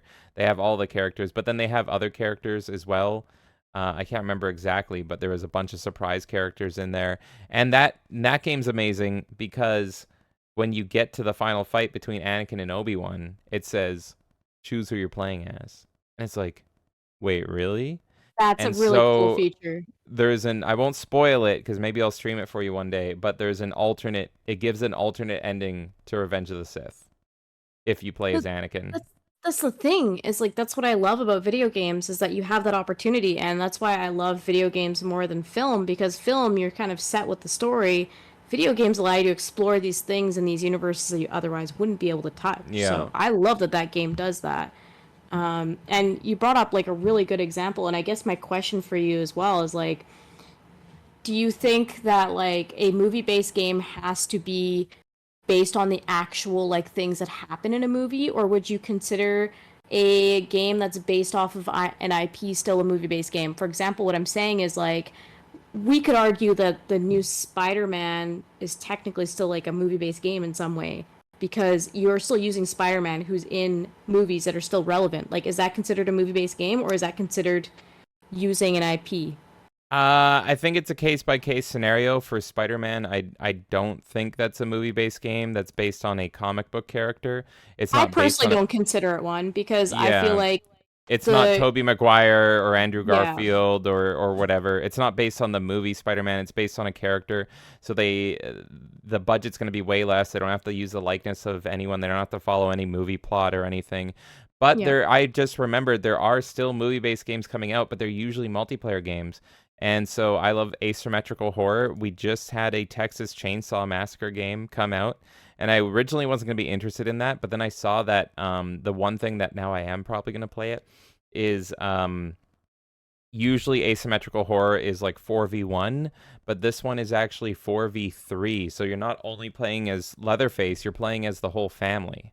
And so Mm. it's almost not asymmetrical horror. So you have the survivors on one side trying to escape, but then you have the people from the family also trying to get them. And so it's not only Leatherface, it's from the original, like you can play as like the hitchhiker from the original Texas Chainsaw Massacre and like the dad character and all that stuff. And the one I'm excited for that looks like it may enter production purgatory, and I really hope not because this one looks so good, is Killer Clowns from Outer Space, the game. Oh, that looks great.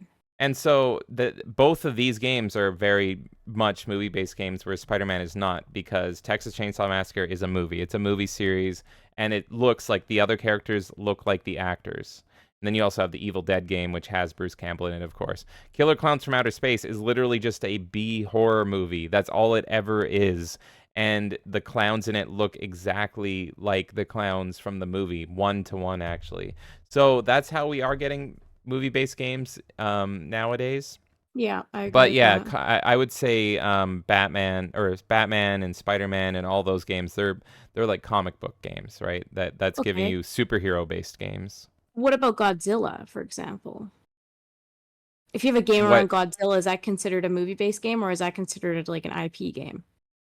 that one's closer for sure. Think it depends. Yeah, I get. Yeah, that's a really interesting case because we did have a Godzilla game on the PS4 that was considered really bad, but I don't think that was based on any specific Godzilla movie. So that might be a very unique case where it's kind of yes and no. They just needed to get the rights to the character. Now that character is made only for films, but that really bad game wasn't based on any of the specific films. So is that a movie-based game? Yeah. That's a good question. Um, I guess not. I guess not. Like, That does would that be, character transcend it being movie-based, right? Because there's yeah. some that you just go, it's a no-brainer. Like, if I were to recite like the Lord of the Rings, like original Xbox and those games, those are quite literally movie-based games. Like you've got Two Well, here, Towers and Return of the King, well, that just right? jogged my memory. Is Gollum a movie-based game? That's what I'm saying, is like, is Gollum a movie-based game, or is that Yeah. transcended it? Is like, to me, Battle for Middle Earth 2 is absolutely a movie-based game, but then Shadows of War is not a movie-based No, game, it's not. Yeah. right? So It's taking new lore. It could be tied to the books or anything. It's more of an IP based game. It's based on an existing IP. So I guess that's what Godzilla would be as well. It's a existing IP game. but then if I go back to Buffy Chaos Bleeds, it's taking characters from the show, but it's Mm-hmm. not using a plot that's in the show. So is that still a TV-based game I think or so because it specifically takes place in between two of the seasons. It's using the likenesses of the actors, Mhm. and it's having a bunch of the actors reprise their roles. Okay. What about Tomb Raider? Because Tomb Raider, we see this whole thing of like, I mean, That's just a there's, video game. yeah, That Tomb Raider is just a video game because of the movies all came after. But yeah, I wanted to bring up that there were things that this is kind of a dead art form as well. The game, the movie, the game. We haven't seen one of those in a yeah, the while. game, the movie, the game, you're right. I was half expecting us to get a Mario, the game, the movie, the game. With Yep. the success of the Mario movie, where was that? What other game, the movie, the games are there? I'm trying to think. Tron. Yeah. Tron is a game, the movie, the game. So any Tron thing, because it was a movie. It's a movie based on video games, and then they make a game about it. What But about it needs, Sonic Boom? Sonic Boom would be that. yeah, the game, the movie, the game, yeah. So it's got to be a video game first, and then they make a movie or a TV show, and then they make a video game based on it, on the movie TV version.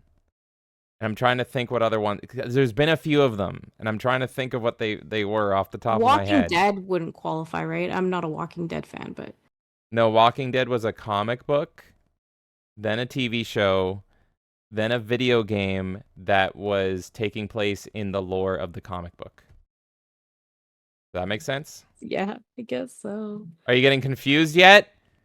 It's wild. That's why I said this topic is so broad. Like, why limit it to like what your favorite movie game is or your favorite television game is when there's so much surrounding it? Like, to me, it's Mm-hmm. like even the Scooby-Doo, right? Like, there's Scooby-Doo games that is literally They're just like an amazing. episode.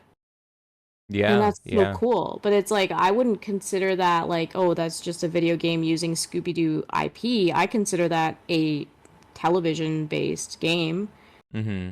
personally. So it's like, where do these rules come in? Like for me, definitely Lord of the Rings, the ones I listed earlier are definitely movie-based games. I think the Star Wars ones that you listed are definitely movie-based games, the ones where you're literally playing the plot of a movie.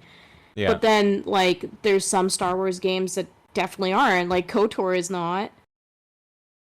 I hope we actually get a game, movie, game scenario with Twisted Metal now, because we haven't had a Twisted Metal since the PS3, and I bought my PS3 for Twisted Metal, and it was ultimately a fairly disappointing game. It was okay. It wasn't that disappointing, but it wasn't great either.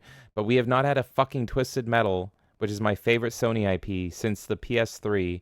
And the first thing we've had is this show. And you don't like the show. I think the show's okay. I think it's got hits and misses. But overall, people are kind of surprisingly loving the show. It's kind of been a sleeper hit.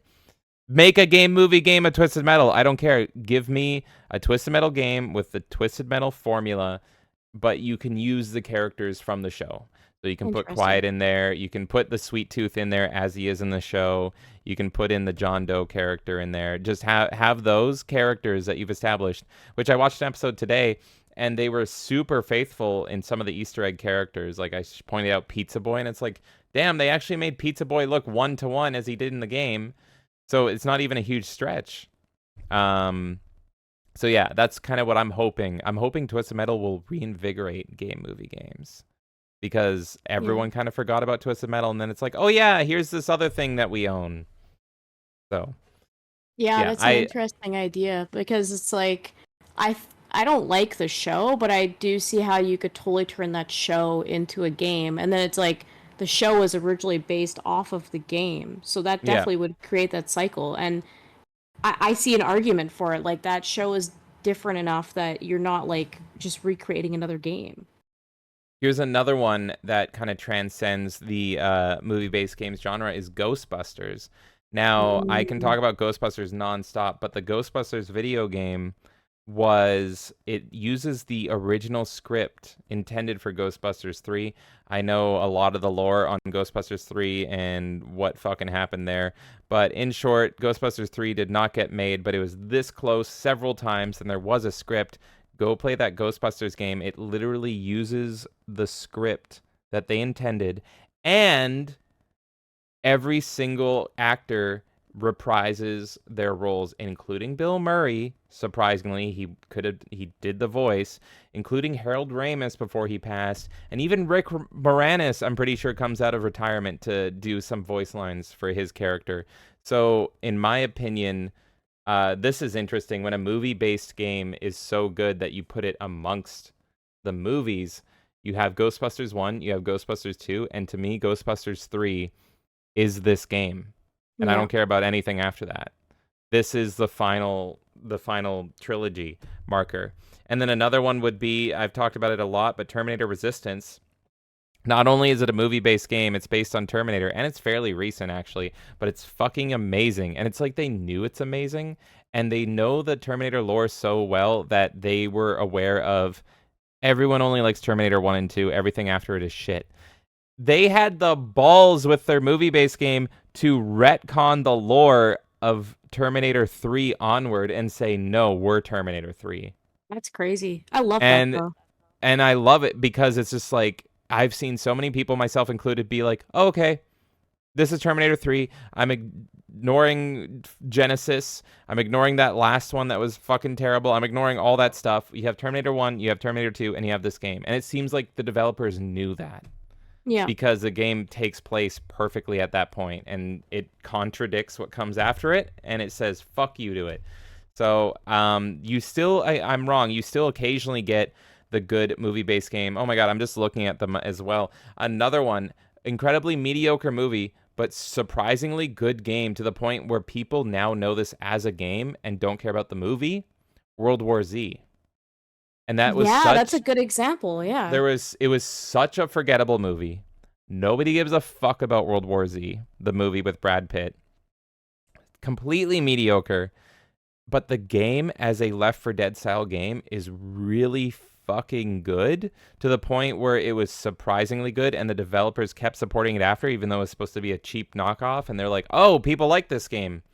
Here's more content. And it's transcended the movie.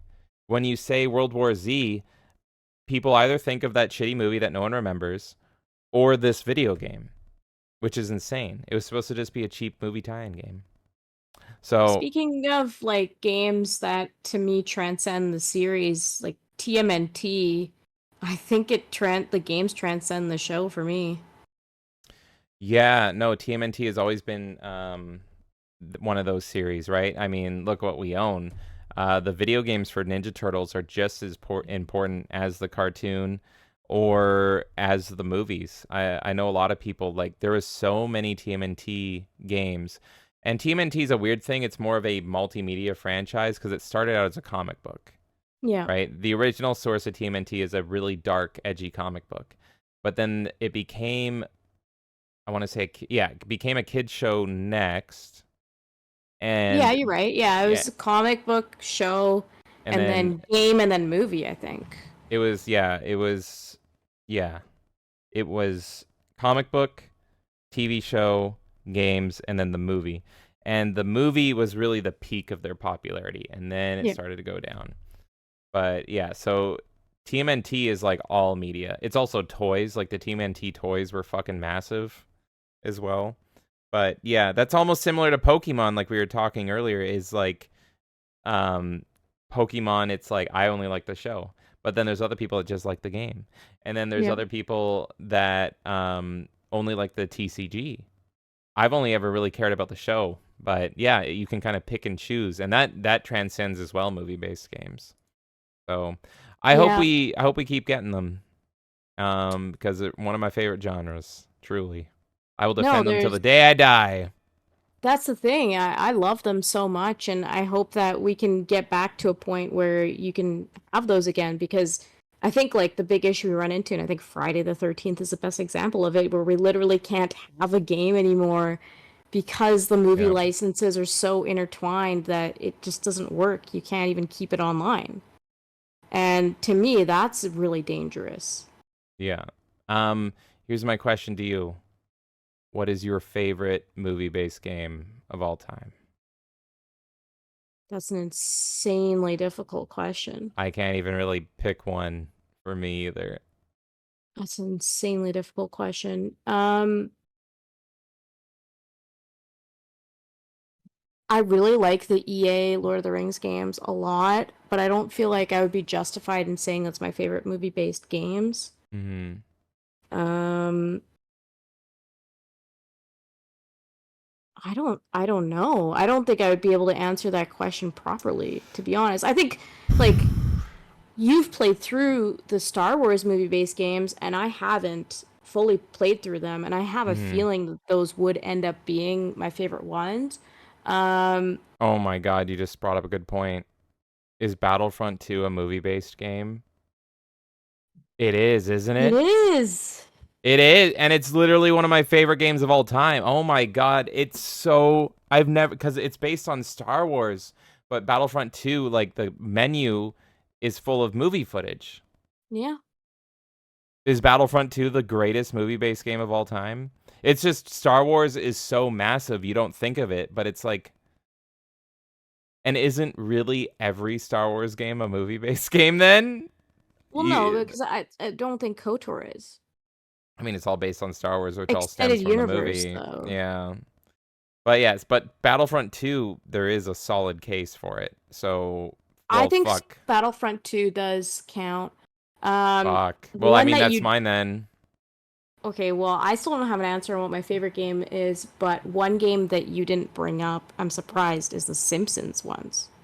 Yeah, yeah, because I was thinking movie. And Well, man, I tried to make it television and movie because it's like it's all yeah. within the same media, really. And there's so many good Simpsons games. Simpsons Arcade is in my top 5 beat 'em ups easily. Simpsons Hit and Run is amazing. Road Rage is just as addictive as Crazy Taxi. It's a guilty pleasure, but I love Simpsons wrestling. You're combining video games and Simpsons and wrestling, three of my favorite things in a Neapolitan video game of love. Yes, I love it, even though it's kind of garbage, but I kind of love it. So yeah, the last Simpsons video game I think was on the 360. That was it. The game, the movie, the game. Simpsons. Oh yeah. Oh wait, no, it was I thought there was the Simpsons no, game it that's was the like, cartoon, the movie, the game. Sorry. But well, yeah, same shit. there Yeah. but I never played it, but I heard it was decent. The Simpsons game, the movie. The movie, the game. Yeah. I heard it was decent. What another interesting thing about that game is it had different covers depending on which system you bought it on. So it has Homer on it with a bunch of characters in the background from The Simpsons, and depending on what system you bought it on, the characters in the background are different. And I think that's so cool. That's a lost art form as well. That is a lost art form. You know, another one that I don't know if I can justify it as my top game, but the Sopranos game. Wow. How dare anyone insult that? That was really good. Like it's like everyone doesn't like it because they wanted a Sopranos GTA, but it's more of like a beat 'em up, Yeah. and you work through the levels and you just beat everyone up, and it's like it's good. It's a good game. I don't fucking care. Everyone, yeah, sure. Would a Sopranos GTA be great? Absolutely. But get it out of your head. This ain't a Sopranos GTA. It is a Sopranos beat 'em up game, and if you can wrap your head around that, it is fucking awesome. Yeah. So, so Yeah, yeah. they're just I couldn't settle on a game. I think I I'm gonna go with Battle for Middle Earth 2. Battle for Middle Earth 2. Yes. Wait, Battle for Middle Earth 2. That was RTS type one. yeah, I played that one though, but that's not even based on the movies, that's based on the books, right? But it only The has first one the first movie one was characters, really. well, no, they I'm pretty sure that one like focused a lot on the book characters if I remember, because I played and beat that one. And so the first Battle for Middle Earth was all movie, and then the sequel was all the book characters that the movie left out, if I I might be remember. thinking of the first one because I played them both around the same time.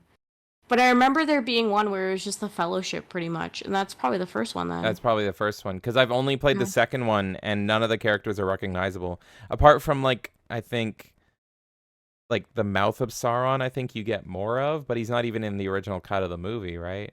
Yeah. So it's something like that. I don't know. I only played it once way back when it came out. Let's take But a I own look at it. our physical wall and see how many of these games are movie-based games. Go at it. It's insane. This entire wall. There's like there's the Green Lantern game I see. There's Guardians of the Galaxy. What else? Would Epic Mickey count? Guardians of Yes. the Galaxy wouldn't even count.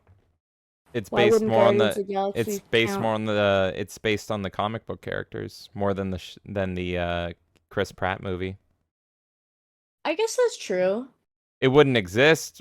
They release it because it's, they would never exist without those movies, but it's based on, it was a sneaky way of doing it. They got the rights not to the movie characters, they got the rights to the comic book characters. They don't look like they do in the movie, but they did it Okay. only because it would sell well enough. What about Lion King and Aladdin and all that stuff then? Well, that's all based on the movies. Yeah, okay. Hmm. What else do we got here? I see Tron. Mm. Yeah, I don't think I played Tron that one that 3D. much. Hmm. Uh, there's a bunch of Spider-Man games. I think some of them at least are based on the movies. Yep, Spider-Man 2, which until the PS4 Spider-Man was widely considered the best Spider-Man game ever. I like 3 as well. Worst QTEs in any video game was in Spider-Man 3, with the exception of Lords of Shadow. Fuck that game. But best movie ever, Spider-Man 3. Spider-Man 3, I best movie. see The Punisher. That was based on the comic, I'm pretty sure.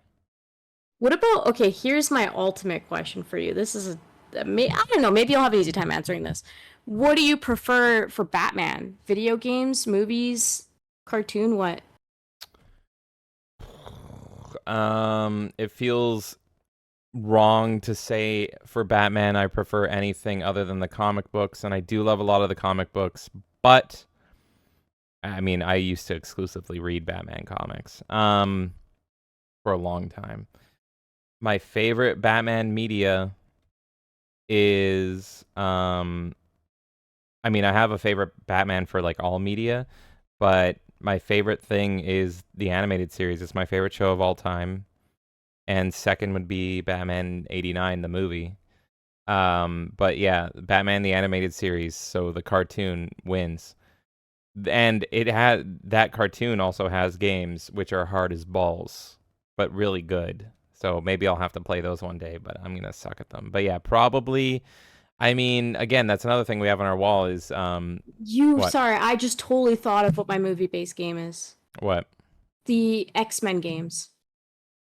Like the Which Sega one? Genesis X-Men games. Oh yeah, and those are based on the cartoon. Yeah.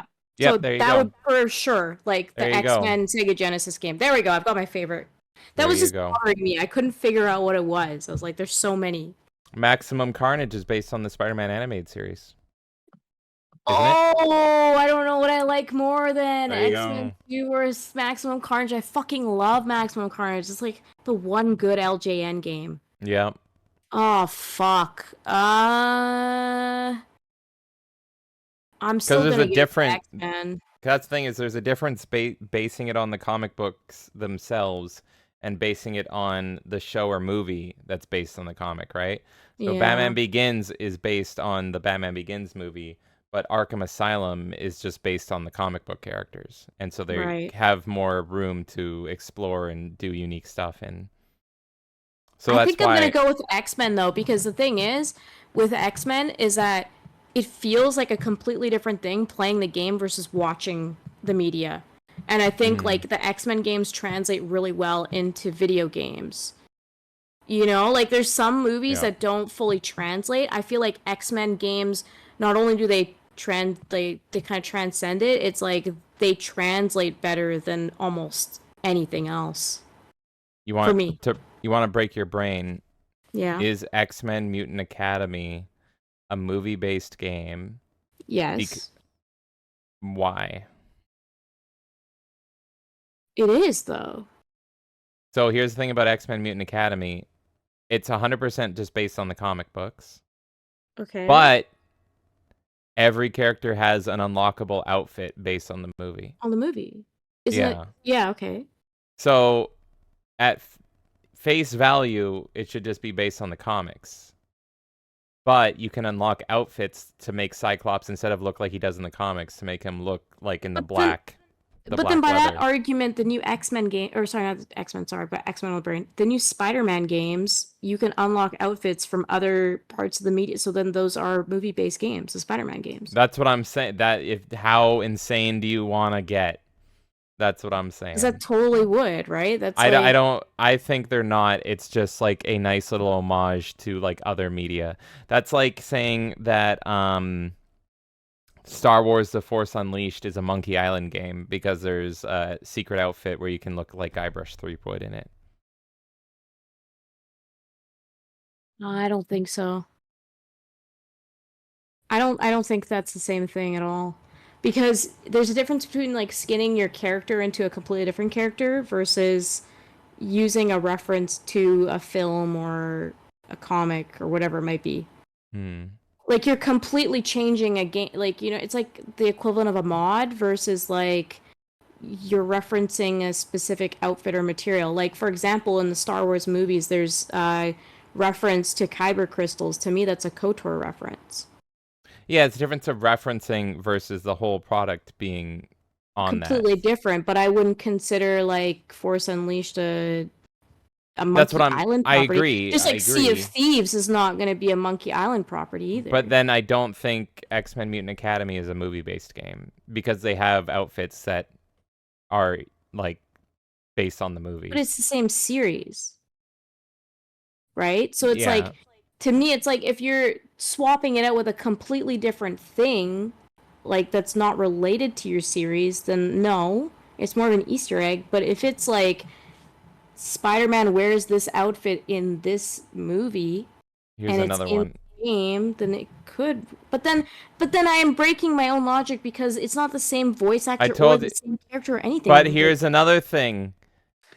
At Ultimate Alliance, I'm so stressed by this. Patrick Stewart voices Xavier. And that's the only connection. Is that a movie-based game? Because it's based 100% on the comics, but Patrick Stewart voices Xavier. But it's Patrick Stewart, so it kind of is, yeah, because this is literally Patrick Stewart. And it's so now his character is forever influenced based on Patrick Stewart's portrayal of Xavier. Yeah. So, and they literally got Patrick Stewart for it. But there's nothing about the movies in them. There's not likenesses or anything. It's just that part. This It's is just the what's fact. breaking my brain because it's like really like when I think of movie based games at the very core level, let's say you and I are saying, oh, this is my favorite movie based game. We're talking about the Lord of the Rings and the Star Wars type games that are literally like, this is the game. It's called The Two Towers, and this is the movie. It's called The Two Towers. Yeah. And then you get into like that is it the PS3 Wolverine game that is based on a movie. Yeah. X-Men Right? Origins Wolverine has the But same then title.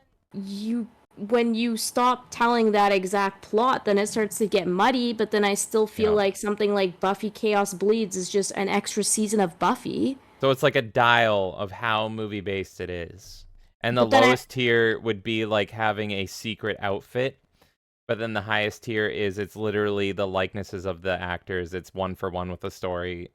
but then And there's you middle have ground. like you have cameos in fighting games. Like you have Spawn in Soul Calibur 2. Is Mortal Kombat 1 a boys game because Homelander's in it? This is what I'm saying. I don't even know like where this like We broke it. We broke it. we broke it. We broke it. You know what?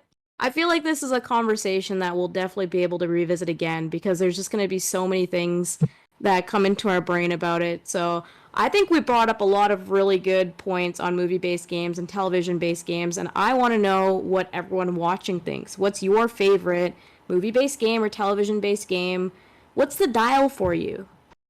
Which way does it go? Do you have fond memories of them, and do you defend them like I do, or are you glad that they're mostly dead and gone forever, with the rare exception if it's it seems like asymmetrical horror is single-handedly keeping the movie-based game alive, and the amazing people making Terminator Resistance and RoboCop. That's it. Yeah. But yeah.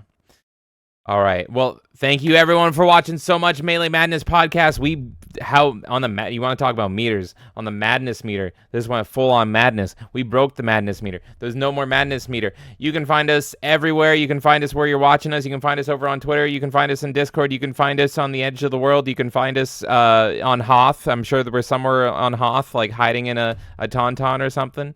And yeah. Anything else? That's just the perfect way to end it. That's perfect. All right. Come find us in a tauntaun. We're freezing to death out here. All right. Bye, everybody. Goodbye.